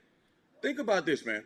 If you talk to college coaches before all this was accepted and certified and ratified or whatever you want to call it, right? Became the law of the land. You know what those coaches would have said? Oh, man, these spoiled kids, these spoiled parents, they don't deserve to get paid. They don't this, they don't this, they don't that. 100%. Now that the cat is out the bag and the rabbit has got the gun, they got $500 million collectives. They doing everything they can. So guess what that tells Chris Walker? Like I said before, get all you can get because they should be revenue sharing with the universities. Name, image, and likeness ain't enough for me because it's only a few guys that are getting it. It's not what you think. Okay. That's Hatter, all right. on the NFL roster, Hatter, right? 52, is it 52? No, 53-man roster. How many guys making $10 million or more on a 53-man roster? Not many. So people would think, how about this? Let me back it up another step. Okay, give me a little more specific. Half of them are making on the bottom end what? Not the top end. $1 to $2 million. So think about that. People are thinking. So when you take $1 million, do the math for me. How do when you take Uncle Sam out? 39% Uncle Sam. Okay, take out you buying you a Ferrari. No, they ain't buying no Ferrari. Wait a minute, some of them. Okay, you gonna buy you a big old Benz or a Range Rover. Yeah. Then you gonna go buy you a big old house in Sugarland. What about the mama? Living in Houston. What about the mama? You gotta take care of your mama. Okay. You gotta buy your girlfriend about 5 Dooney and Burke purses. You know that's what Jimmy. Don't do that, man. Don't do that, man. So what I'm saying is, nah, man. What I'm saying is, you're gonna eat at expensive places. You wanna make it rain. Hey. You wanna get on private jets. Jim, I did that, Jimmy. I did that. I broke down $1 million to one of them dudes one time. He said, Mr. Hatter, I ain't got that much money that I thought I was going to have. He just looked. I mean, Jimmy, his head just. He said, that's half the. Whoa, Chris Walker, what is your T-shirt material? You say football players are the worst what? Mathematicians. Okay, so and guess what? Guess who else knows it now? Guess who else knows it? Those girls. Those girls. Those you guys know what I mean when I say those girls. Those girls that are out there. Let me tell you something, Jimmy. They know it. The girls' bag game. The bag game from the girls is unreal. They got girls that got more bags than Hatter got watches. I'm talking about them real bags with real money. And somebody explain to me. I know there's women on the chop shop. You mean real bags that cost real money or real bags? Yes, sir. Yes, sir. But some of them ain't got no money in them bags. It don't matter, Coach. They got that. What I'm saying is they got that bag though. But guess what? Guess what, Chris? Guess who they get that bag from? Them dudes that's making $1 million in the NFL. Yes, sir. I'm telling you. That ain't all they getting from them. I understand that, but that bag game is crazy. I know some. Hey, Jimmy. I know some paying some not to mess with him. I'm not to mess with the other guy. Oh, no question. Ooh. No question. Jimmy. 6 figures. You big wig with it. Figures. Six. Oh, that's right, Chris. No. 6 figures. Don't you mess with none of these dudes in the league. NFL, none of them. None of them. Floyd Mayweather either. So None of them. how is the person gonna know if the woman is holding up to the end of the bed? Oh, he gonna figure that. These dudes be talking. Come on, Shit, Jimmy. hey, What's wrong, Jimmy, paying 6 figures. Chris, Come on, six Jimmy. only You're go- paying somebody $250,000 to leave everybody else alone. That's alone. Got every mechanism. And get what? And Jimmy. It matter on him. It It ain't matter. the only one, too. He got about Yes, 3 of them. he got 2 or 3 of them. Say, man, hey man, this generation, boy, this generation is It ain't tricking you it. know what? You know what's so bad? This generation's kids are in for one hell of a wake up call. Because you know why? Because those women are teaching their kids a certain way of life or how to get it done. Yeah, And that means yeah. the trick and the tricky. What they call it back in the day, the trick and the John. The trick and the Listen, John. man, trick or treat. I'm telling you right now, that's a whole nother level of game going on out there. Boy, it's gang. I'm around some high. And listen, Yeah. I'm around some high level dudes, Right. and the stories they tell me, I'm sitting there going like, "Oh my God!" Hey, man. Think about this, man. Robert Hatter. All right, we'll talk offline. Is getting ready to go to Miami to the Formula One. Let me tell y'all something, man. Hatter, will you tell them the amount of greenbacks that's going to be flowing in Miami? It just This don't make. weekend. No, this is what I want them to do. That's what I want them to do. Go try to find you a hotel and a nice restaurant. And a nice hotel this weekend. In Brickell or South Beach? Oh, South Beach. Go try to find on Brickell, downtown. Hey, go find and just I'm gonna show. Hey, Jimmy. At the racetrack, they just erected because Miami got the yachts. Jimmy, they dry docked some yachts. They brought some yachts in and dry docked them and painted some little stuff blue like it's fake water, right? So you own the yacht, the ship, the car's gonna pass by the yachts. To get on the yacht, Jimmy, just the view, 10 grand per person. Just to get on the yacht. This ain't your drinks and all that. The view from the yachts, from the fake yachts that's not in the water, 10 grand per person. Jimmy, and they're going to be sold out. Yeah, it's sold out. Jimmy, you can't find a ticket to get to Formula One. Jimmy, they standing in line. Jimmy, I'm thinking about scout. It's international, man. It's another level of sports. Like, we don't get it. It's like soccer over in Europe. It's just another level. Like, it's different over here. Jimmy, I'm going to put it like this. It's world stuff. I'm going to help y'all out. The last one I went to the little VIP room. Jimmy, guess who was in the room? George Lucas and his wife, Melanie House. Go Google them. This is the Star Wars, Jimmy. George Lucas. I'm sitting there saying, these people, it's the caviar set.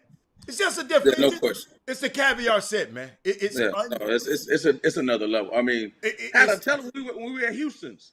Had over there running his mouth talking about four. No, me and you talking. And that lady.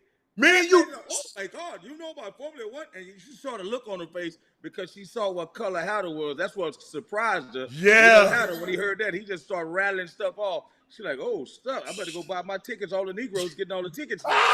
Hey, Jimmy, hold up. Me and Chris sitting over here talking. She on the other side. She on the other side of the bar. And just she over there hustling like she a good. Chris, I wasn't that loud that day, Chris. I mean, I'm just joking. No, I wasn't that loud. Little mama said, what? You know about Formula One? Then I got the bam, bam, bam, bam, bam. She was European, though. She was European. Get what I did? Jimmy, I started to say, if you need to get in, call me. Nah. I started to say that. She was, yeah. That was, anyway, get me started. No. The bottom line is, it's getting out of control. Jimmy, you made a point to me today I couldn't believe. I just called Jimmy out the blue. Jimmy blew my mind. Think about this, man. And we have to ask ourselves, because I had Dave Lato on my podcast this week. If you haven't listened to it, check it out. Big E show, download it. We talked about overtime elite. And I'm talking about he elocuted points, right, that I'm saying that made me be like, you know what? Okay. It's all right, particularly since you can get a scholarship and still go to college now, not lose your eligibility. Now, you can't get paid, right? Matt, if you listen, make sure you correct me. Matt Burdan, who's, know he listens to the Chop Shop. You can't get paid. But at the end of the day, it's an option. We're not saying they're trying to replace college. Some guys can go to the G League, but it's an option nonetheless. Here's my thing, man. Jimmy said 52 dudes from the city of Houston, from greater Houston area, name is in the portal. And I got one question. Why? Why? So let me hold on, Adam. Let me think about this. Why? If you look at 52 of the dudes, you got Herb Ladie on here, you got Herb, Big Herb on here, Herb Baker. You even got Walter Yates, even though he don't know nothing about basketball. You got Corey. You got some guys that know something about basketball. Google Jimmy's site right now, and then tell me in the feed how many pros there are out of the 52 that have the name in the portal. Hold on now. We got to put the disclaimer. Just the disclaimer on what do we mean when we say a pro? Is he and make it plain, because we got this dude for them. What does it mean to them when you say pro? Well, because you when people playing for the team in Mexico, that's what we had DJ Anderson came on a couple of weeks ago, and that's what he had to he went and clarified it as that. Stop it, Jimmy. Jimmy, I got a question. Did you and I said them are not pros over there? Did we say that? No, we didn't say that. We said that what we said to DJ on that day was, those are not the pros that you meant when you were seeing those young people in the 7th, 8th, 9th, 10th, 11th grade, and you declaring that's a pro. He gonna be a pro. You're not saying that kid gonna be playing in Switzerland in 4 years. You're implying to that young man that he got what it takes to play in the NBA. Now, speaking of, I'm glad with DJ Anderson. And I'm DJ. Here's the thing, because it's a chop shop, and I'm gonna give one of y'all a chance to tag him right now so he can come on, because I found a piece of falseness that you shared on the chop shop. Oh, Jimmy. No, DJ. First of all, DJ implied when he played at University of Houston, and at the time I had to go back and think. During the time when DJ Anderson was at U of H was at the time when me and Ken Tyler, we had the pro-am teams that we sponsored. Chris, you remember back in the early 90s, and in one of those teams, we had half of University of Houston playing on one of our teams. We had to get a second team for those guys. We had Derek Daniels, we had Craig Lilly, we had Bo Outlaw, we had Sam Mack, we had David Diaz. We had a Byron Smith. That was 7 of guys off that team. DJ Anderson never suited up. I mean, never played in a single game at University of Houston. And that is a fact. Damn. I didn't hear him say that. See, that's like Hannah saying he played for the Rockets. No, I didn't say no. I just said I didn't hear him.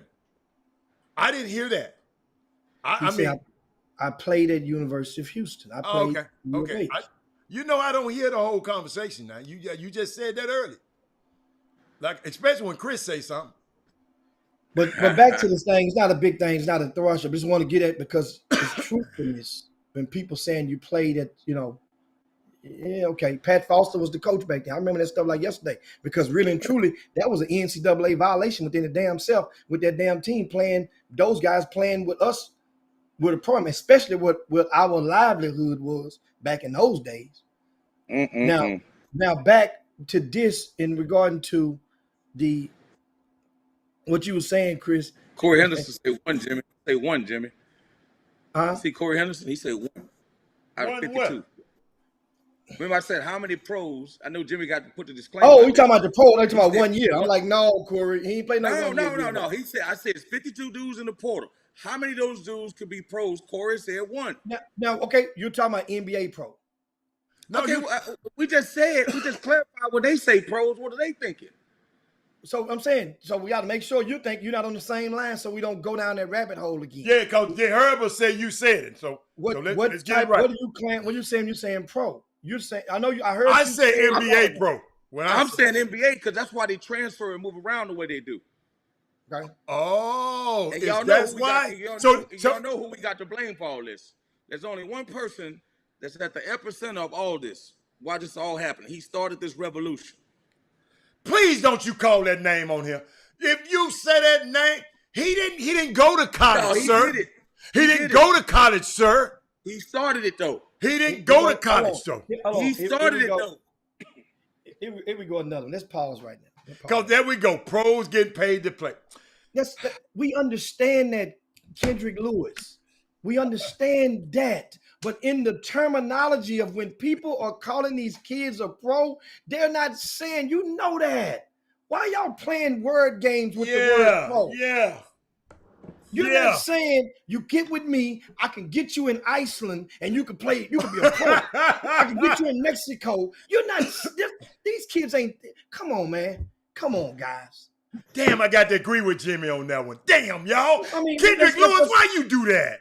So how about this? For those of you, and this is my solution to it.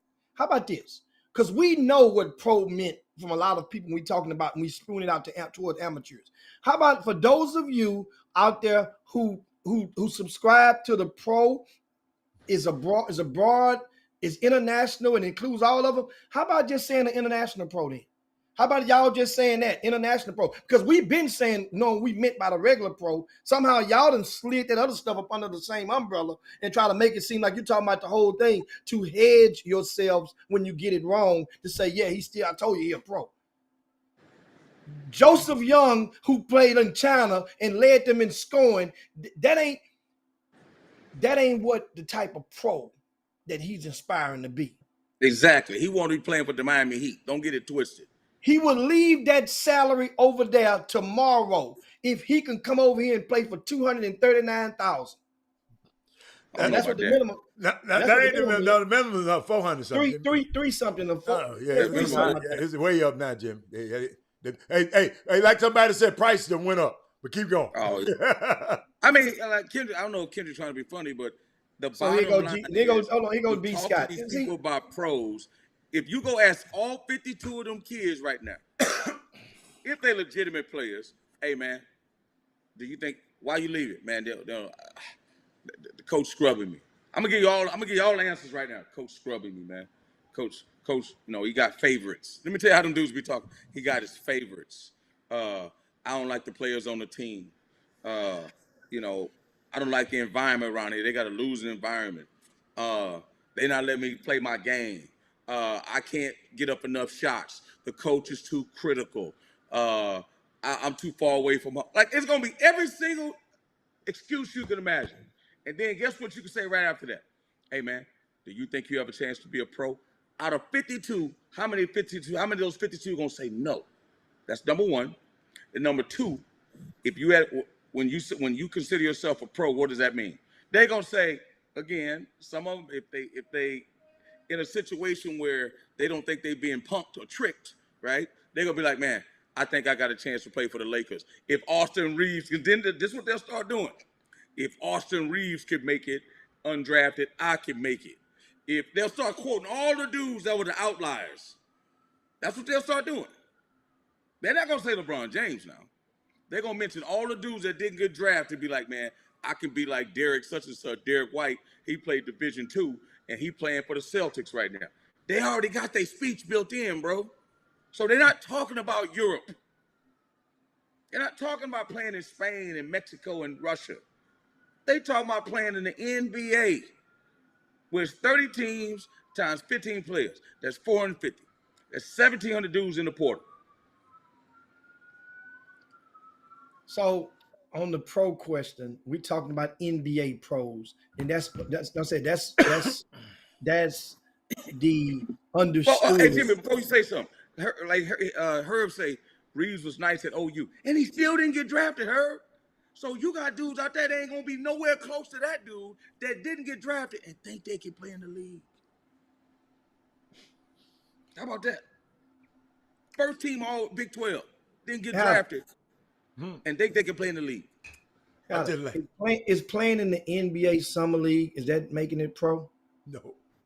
Nope. Because you get paid to play in the Summer Yeah. League. Yeah.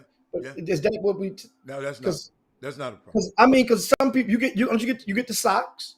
Yeah. You get the You socks. can keep the practice uniform. So that means Hatter was a pro because he tried out for Bill Fitz then. I hate that dude, man. Hey, y'all, I promise y'all, I will not push connect when he pop up on the screen again. He makes me sick. Hey man, so check this out.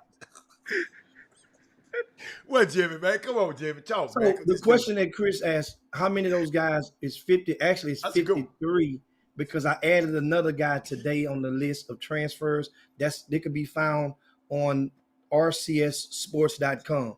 You go there and you see the whole entire list of the transfers updated daily with the player's name, their height, their classification, what high school they went to in Greater Houston, also what grassroots team they played for, as well as the college that they're leaving and their destination as it comes in. Well, you say how many pros? NBA pros. Once again, that's who we. Whenever we use the word, how you do it in legal terms? How this is a disclaimer.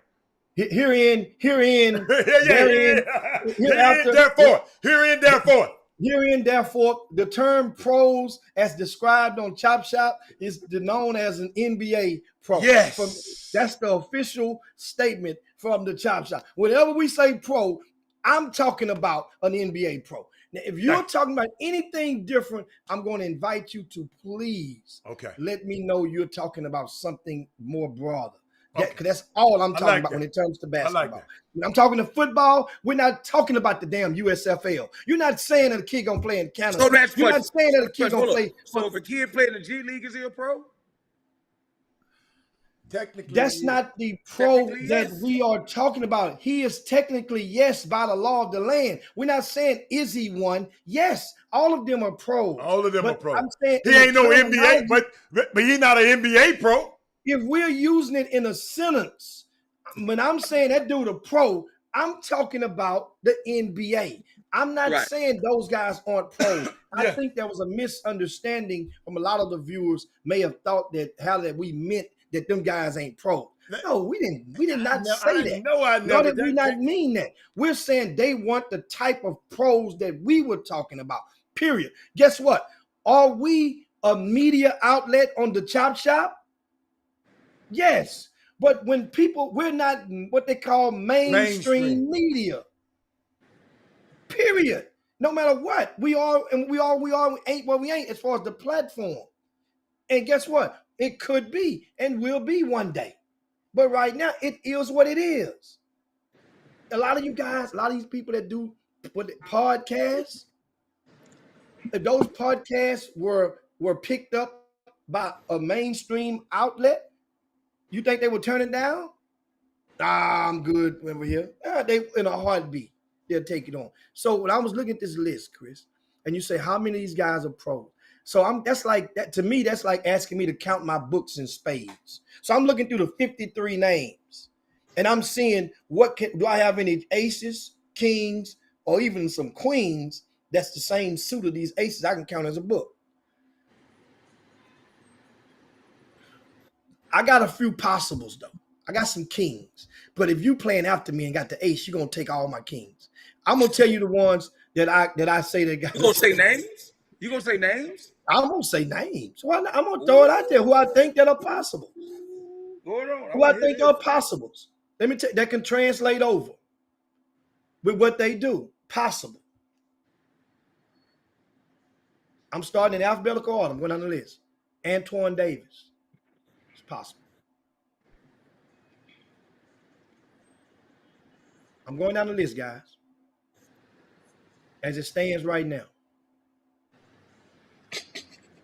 Ooh, it's a long list.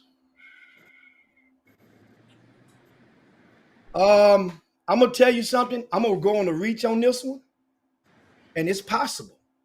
It's possible Kendrick Davis, it's possible. Possible.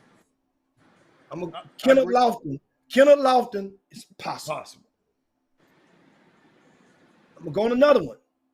He had to take, and it's not, he going to do it the old-fashioned way because it's not many people going to co-sign him. But he have to get to the get into a combine and then get it out the mud or go into some workouts. Depending on what he does this year, will lead into that momentum. And that's one of the nation's, he will be one of the nation's leading shot blockers this year. Kevin Samuel. It's possible. It's possible. I'm just saying, he a queen. He ain't a king on this book, I'm betting. He's a queen. But I got the ace. That don't mean I'm going to get that queen book either. Let me ask you a question. So Jimmy gave me his it's possible, it's nothing's impossible, like he's sponsored by Adidas, and we know he loved Nike. That's number one, okay? Here's the deal. Here's the deal. I can't stand it. That's fine, dude. Portsmouth just happened a couple of weeks ago. I wish we had that list of Portsmouth. I think you put it up, didn't you? Yeah, I don't know if you put it up on the screen. Yeah. One day you put it up. Okay. Let me see. How many of those dudes are going to get play in the NBA, Hatter?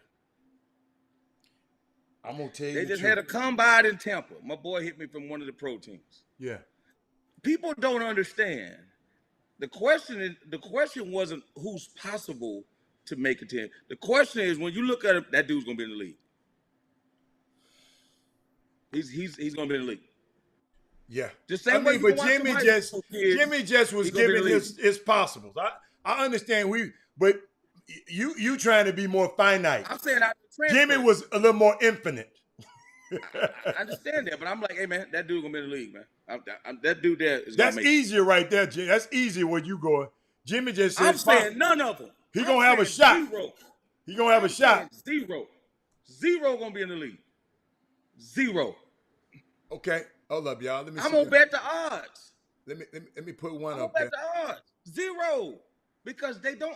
It's that difficult. So look at these dudes here, man.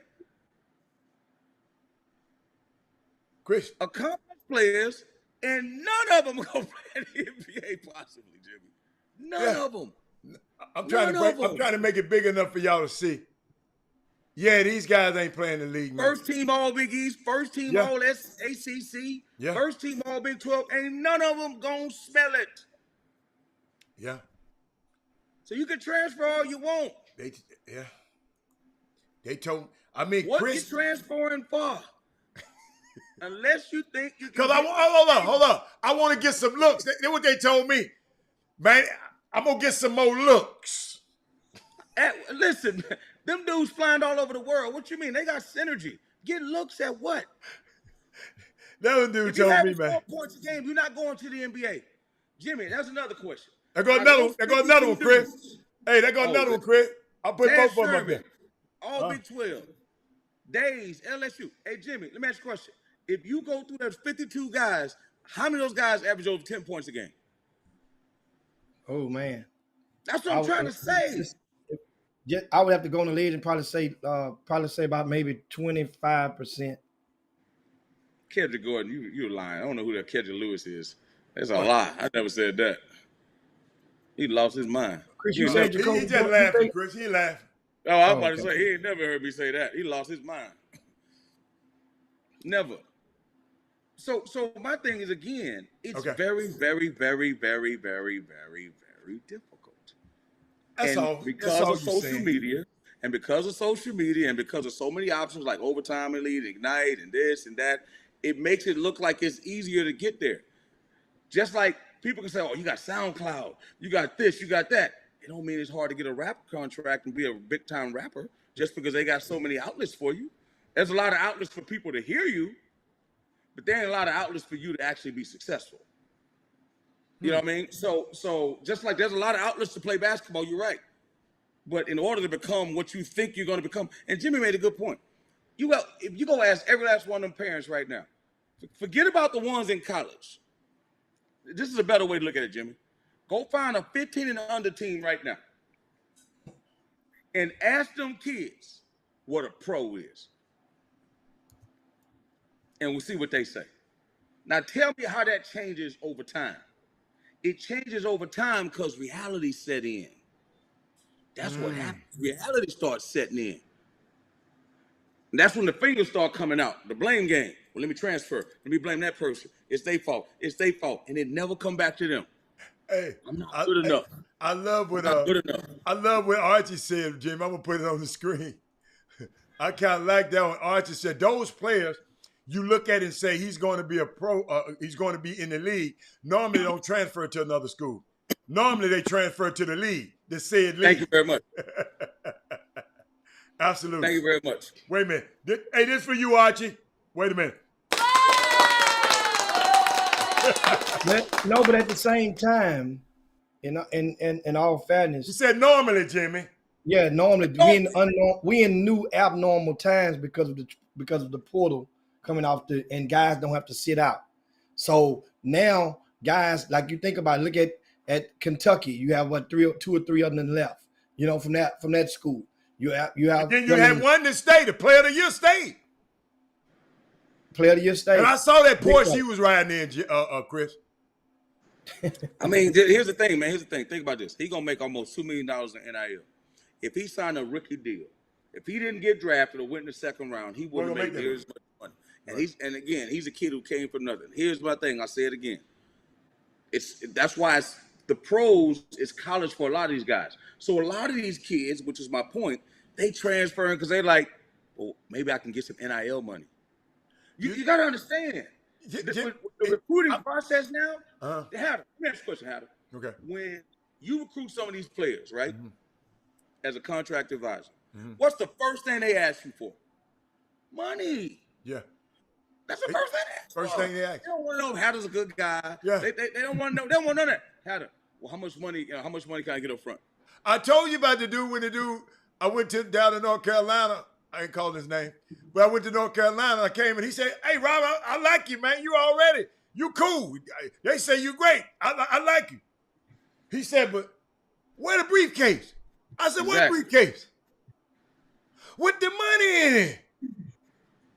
Man, I got out of the room so damn fast. I thought I was gonna be. I probably would have been on the first version. What's that show? Chris Dawkins and them on. They'd have this the same kid that got caught up with the guy who snitched. It's the same kid. He be in the league right now. In the league right now. Now we got a couple of questions to toss around. Yeah, some people asking. Now, first, Walter Yates, he asked you, Chris, did you think Kendrick Perkins or Indy Eby was a sure thing? And he says it's hard to say sometimes. And I'm like, those two? They were no-brainers. Yeah, I mean, see, that's why they were no-brainers, Walt. What do you mean? You coached Kendrick Perkins. Out of respect to Walter, to Big Yates, the apple fell a whole lot far from the tree when it come to Walter. He sure did, and I didn't even know Mr. Yates.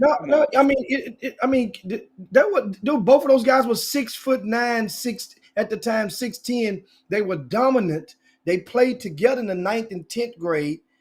They did it the right way. 9th grade, they played 15 and under. 10th grade, they played 16 and under. Then 17U, Kendrick Perkins didn't even play but like 3 events the entire summer. He did so basically he shut it down. Chris, and did played you say like this? 3 events. I don't even know. First of all, who the hell is Kendrick Lewis? I don't know who the hell he is, but I don't remember you told me Kelly was a pro. I definitely damn sure did tell you it was a pro. I know. I don't know Kendrick Lewis. Come on, man. Wait, who is Kendrick Lewis? That wasn't Jimmy. That wasn't Jimmy, people. You know, and you know what? I bet you Jimmy know who he is. I don't know who he is. I mean, I can't pick the name to put the face with the name right now. Okay. I'm quite sure if I saw the face, maybe. But and this is something and this is another conversation.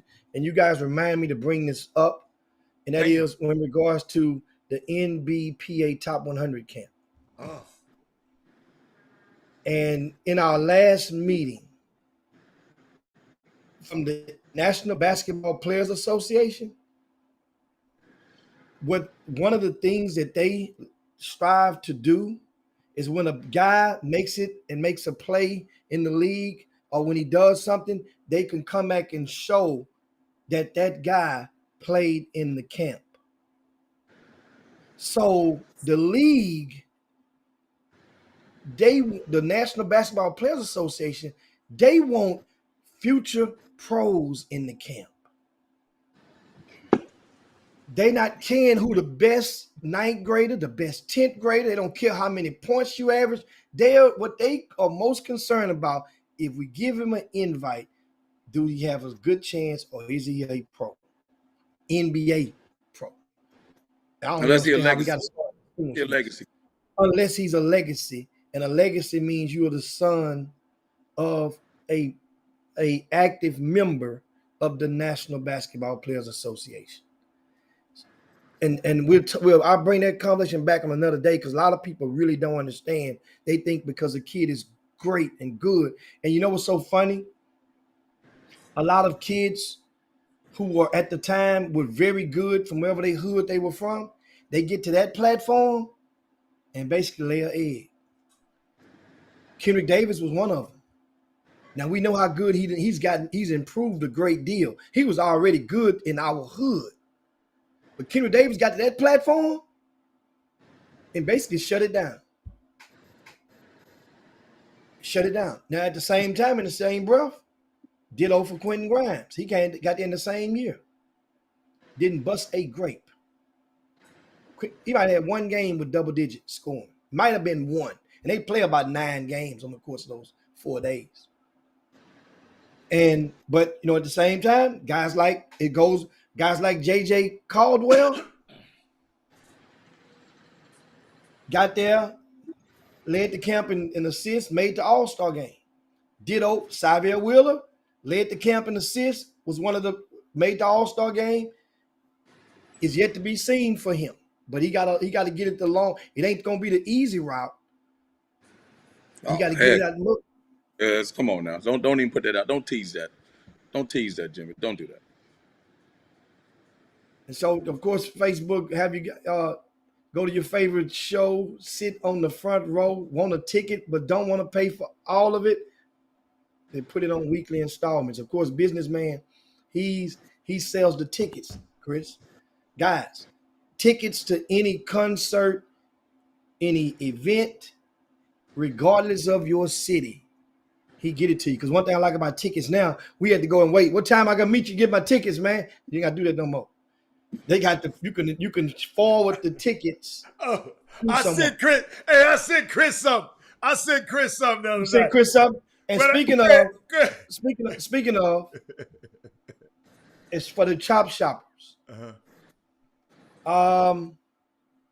If anybody want to go see the Astros tonight, if you're in Houston, it's a good ambiance. Because guess what the day is? Know what Tuesday is? Cinco de Mayo. No, God damn it! You know what the day is? They ain't the 5th. It's Taco Tuesday. Yeah, no, but in the Astros game, that's close. It's $1 hot dogs. Man, nobody eat no damn hot dog. Yeah, they got beef hot dogs at the Astro at Minute Maid. Shit, I ain't eat no hot dog. Yeah. Ever. So $1. If you want to go to the Astros, the first send us an email, chopshophtx@gmail.com. chopshophtx@gmail.com. We have 2 tickets for you for the Astros they're hosting the Seattle Mariners. Great game last night. Shutout on that one right there. Altuve just came back. So it's a good ambiance, and it really is. If you're interested in going to 7 o'clock, 10 minutes after 7, I think it's first pitch. So if anybody want to go to the Astros, send an email. The first one will get 2 tickets to tonight's game. Hey, anytime anybody come to New York, send me an email, man. We go to the Yankees game, man. We go see a real team, man. I want to go have some fun. We go see the Yankees, or we go see the Mets. You won a couple of games in a row. So what? We go see the Yankees or the Mets, or give me a call. You want to come see the U.S. Open, the tennis match? Come up and hang out with your boy. Boy, I ain't gonna tell you no lie, Jamie. I'm just thinking about the ingenuity of the young man or the young team of people who invented that network where you can just, hey man, even did y'all know this? Even the players in the NBA, they don't give you physical tickets no more, y'all. Nah, they don't. No. Get what they do, Jimmy. Hey, send me your email, man. Yeah. And at 5 o'clock, an hour and a half before the game start, it's in your email. But look for your junk mail sometime because it'll slip over to your junk mail. So you got to pay attention So if a player leaving you some, in case y'all. So, and dude, it's unbelievable how everything is, they don't want you to touch. Everything is touch free. But guess what you got to do, Jimmy? They ain't sending them damn passes. You got to pick them passes up in person. They got to see you. Nah. Yeah, the passes to get in the back, they got to see you before you get in the pass. So you got to, you can go through this line, but you got to go pick up the passes at a different line. It's crazy. It is new NBA, man. It's unbelievable. But Jimmy, how do the scalpels? What business, man?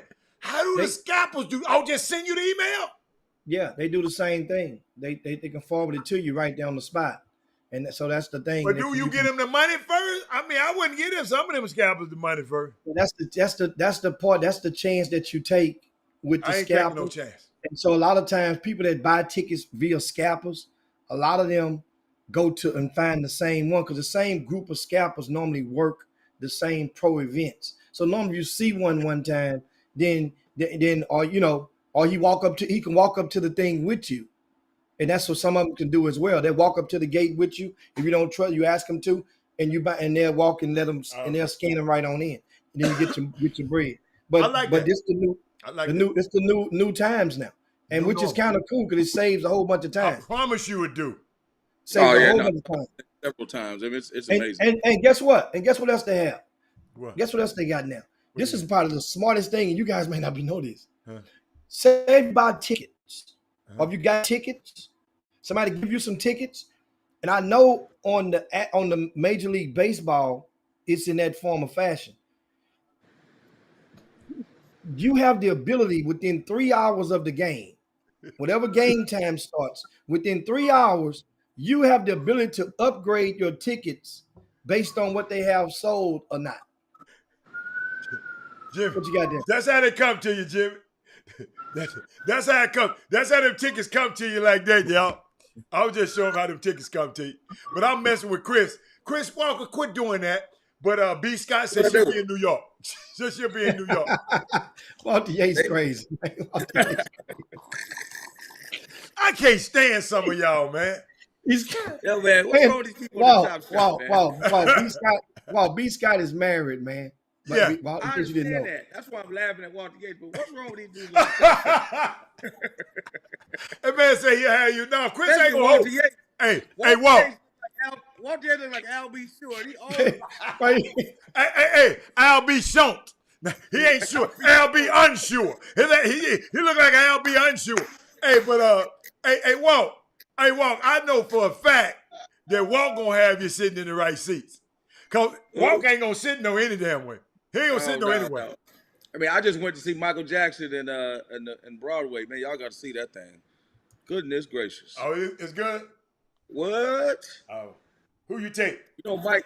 No, I was solo. You know, Mike like this dude. I went on a Sunday. You went to bored. Michael Jackson by yourself. Bored.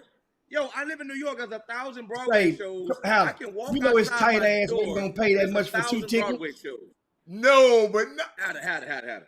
If you're bored, you can go to the movies. If you're bored here, you can go to a Broadway show. You're right. Absolutely. I go to the movies. Yeah, I got you. Kevin Fragrance. See, Kevin, he like piling on. Yeah, he did. Ain't nobody thinking about it. Ain't nobody. It's some light-skinned dude. Hey, Jimmy, somebody got a team coming to your event? I mean, I asked him what's the name of it. I don't know. Elite Kings from the A-Leaf Software. Shout out to the Elite Kings. Hey, we they have need to go to Doug event too, John Madden. Yes, on May the 13th through the 15th is the Elite 36. You need to go, and I'm gonna post up the link for you to get there. And Doug's dozen is the week afterwards. That's Doug Jones, and that would be a great 2-step of events to help your team get some additional exposure. And once again, guys, like I said, we'll talk with y'all, man. That Chris Walker, man, especially. I can't. How Doug get so popping? That's why I want to know. Doug, they keep popping now. Doug went from the Marriott. Doug be in the gyms, man. Doug. What Jim? Doug got it out the mud. Yeah. Going up and down them damn freeway. Shit. I don't see how he do it. Looking at all these ball beaters. Hey, yes. Every ball beaters of America should unite and all of y'all at Doug tournament, because he done watched all of y'all play. I promise. Y'all something else, man. Chop shop, something else, man. Man, hey, man, Corey, stop it, Corey. But Jimmy, what we got? With Women Rock Wednesday tomorrow? Oh man, we got a guest gonna join us on tomorrow. No. And I think we have somebody scheduled for Thursday. I think Chris I Walker can't remember, but I can't remember if it was on Thursday. But anyway, you guys make sure if you haven't done so, share this show to your platforms, to your pages, to your groups, to your timelines, and so we may continue our digital footprint in the World Wide Web. And the Chop Shop, there's somebody out there who deserves to get an injection of the Chop Shop into the middle of their workday. This is your Midday Sports Happy Hour, the best 120 minutes of your day. You're going to get informed. You're going to get educated. You'll get engaged, enthused, and enlightened, and in some form, in some form, you get a little entertainment on and here. Tomorrow, Jimmy, early in the show, when I sign on, I got another Negro League story for y'all tomorrow. It's going to blow y'all away. I got another one. I'm going to spend about 15 minutes and blow y'all away. This Negro League, Chris, me studying that Negro League, it's a unbelievable, and I just never studied it until the pandemic. It started the pandemic, man. But I got some stories tomorrow. So early in the show tomorrow, I got y'all. It's gonna blow you. It's gonna blow you away. What else you got, Jim? And want to give a shout out to one of the viewers. And Balana Adams? No, it was another one of the viewers that came on a while ago, and I'm trying to think. Simeon Sims? Mrs. Stewart. I'm trying to think of her first name. Oh, Akisa? That's it. Yeah. That's Caleb's mom. Shout out to Mrs. Stewart. Her son, Caleb Stewart, is at Louisiana Tech. He was voted the true freshman of the year. I like that term. Yeah. They got to create a new term now. Yeah. You know, he's the true freshman of the year in the WAC conference. So shout out. I know that's one proud mom on this afternoon. Want to make an acknowledgement of him. And if you other than that, man, it's time to. Walter Gates coming to the show on Thursday. I'm not being here, Chris. That's who it is. I knew. Hell no, I'm not coming. Jimmy, Jimmy, you got the reins tomorrow. I ain't coming. I'm not coming on this today. I won't be. Say, all I need you to do is email me a Cowboy song so I can play for him. I'm going to email you that Cowboy song. Email me that Cowboy song. All I got to do is Chris like. The one Chris like? Yeah, that one he was saying. He stopped singing. He used to sing all the time. What the quiet? Come on, quiet. Quiet, yeah. I'm going to send that. Put that in the email box so I can pull up and put it up in there. But anyway, guys, I want Stephen Woods to be on the show. That's what I want to be on here. Woods scared too. No. Yeah, he is. Hey, Jimmy, when we got to start back our high school head coaching? Because I want Stephen Wood. I want to talk to Stephen Wood. Woods too proper to come on the show, man. Yeah, he got the SMU degree. He got the SMU degree. He can't come on the show. He'll wine and cheese dude. Woods know what I'm talking about. Don't do it, Woods. Hey, he stay ready so we don't have to get ready. Yes, sir. Hey, all my golf partners, we balling on Thursday because I ain't gonna be.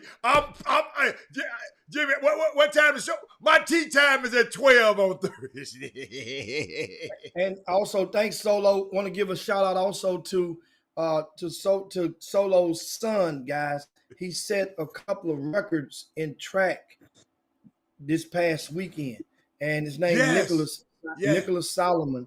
And which college is he at? Howard? I don't know, man. I saw it too. I saw it. I know he's a long jumper. Hold up. But he said a couple of records. What y'all been feeding the Boom Boom Room? You got Thaddeus Moody talking mess all the way from 312. What y'all feeding these dudes in the Boom Boom Room, man? Wow. Puppy chow. Y'all been feeding them puppy chow. That's what y'all been feeding them. Wow. Come on, man. Dad is Moody don't usually say nothing. You must have really got on somebody's nerves right here. Dad is the coolest dude It's in not the my fault world. the Bulls. It's not my fault the Bulls got their head torn off. Don't come at me like that. Hold up, Jimmy. Oh, Jimmy. He was the Taps. Loyola, New Orleans. Thanks a bunch, guys. Okay. Okay. Thanks Oh, that thanks was a a long bunch. time ago. I'm sorry. No, this is right now. Oh, no. I'm looking at the stuff I'm looking at. Oh, Loyola in New Orleans. You're right. Track and field. All in New Orleans, man. Thanks a bunch, man. Congratulations, Solo, man, on your son, man. I know sometimes you got to get it out the, you got to get it out the mud, and it doesn't. But now you're showing and proving, and he's only like a freshman, if I'm not mistaken, Adam. He's breaking records as a freshman. And guess what? Used to play basketball, Jimmy. And he wanted to stop basketball. I think Kelvin said, and he was a little disappointed. But the boy went and chased his passion. And he said, "Man, I had to let him go."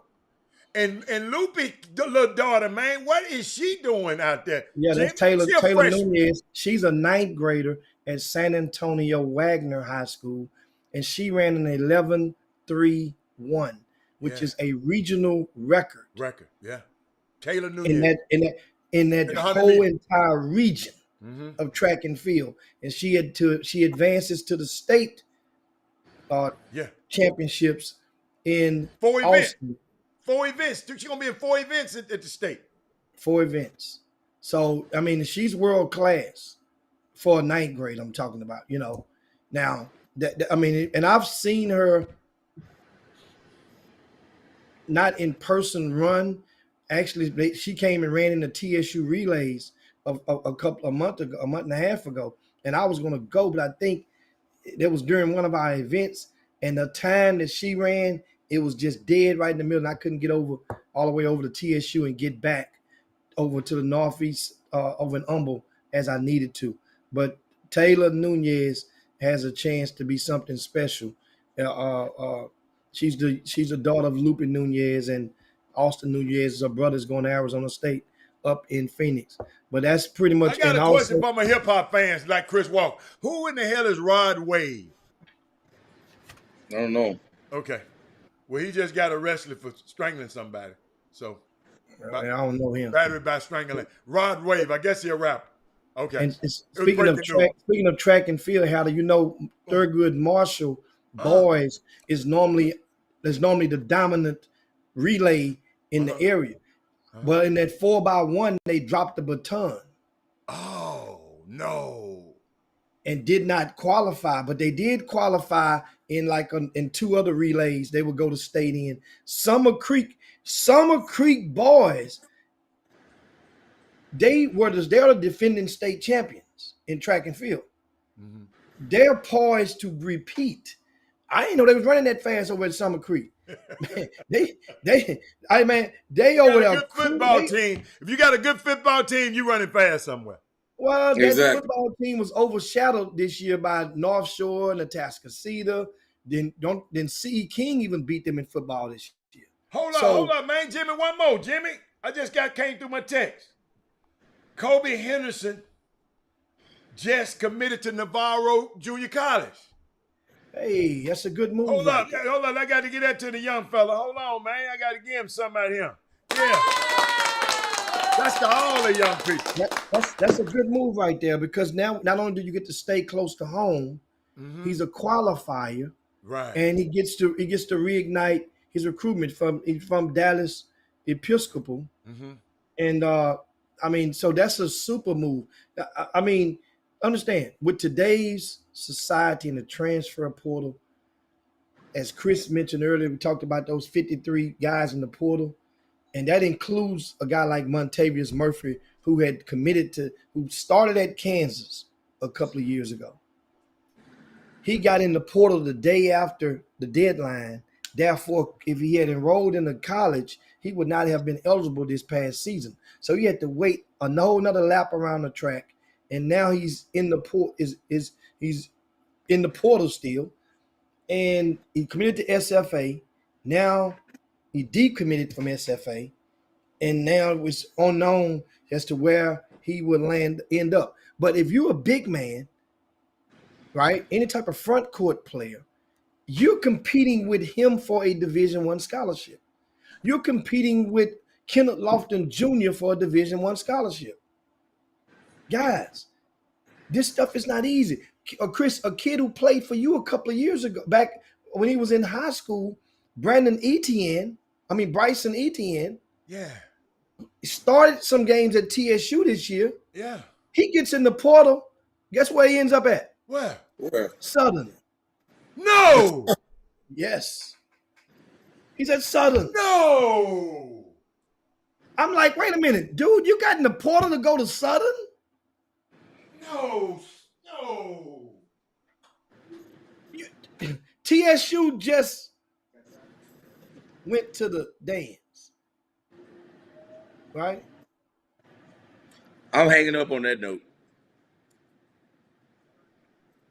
I mean, he graduated from TSU. Who cares?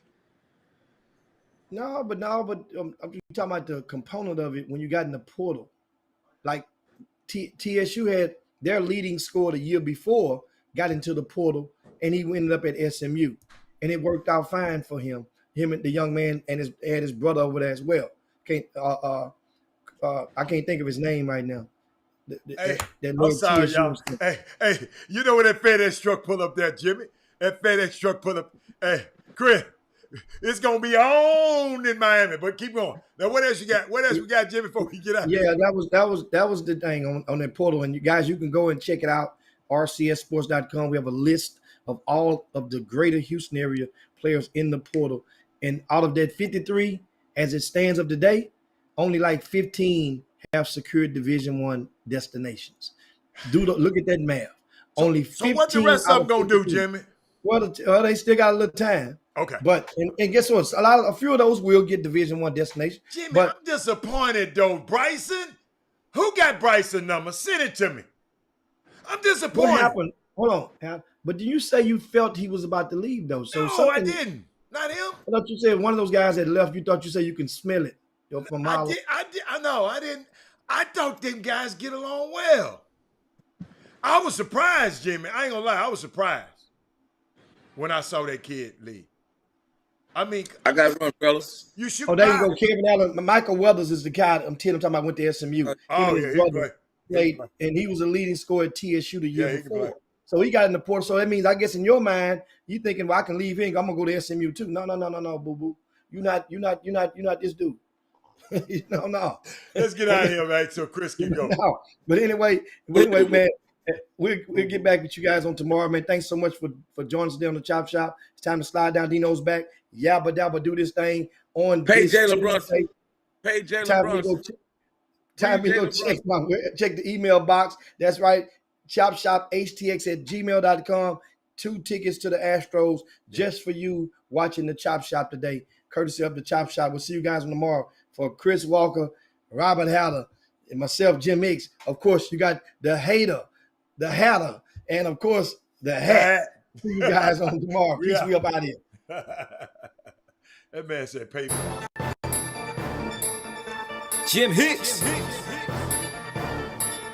Rob Hatter. You are now tuned in to the Chop Shop. I'm Retro. Let's get it. We in the Chop Shop, we live in the Chop Shop. We talking sports talk, we live in the Chop Shop.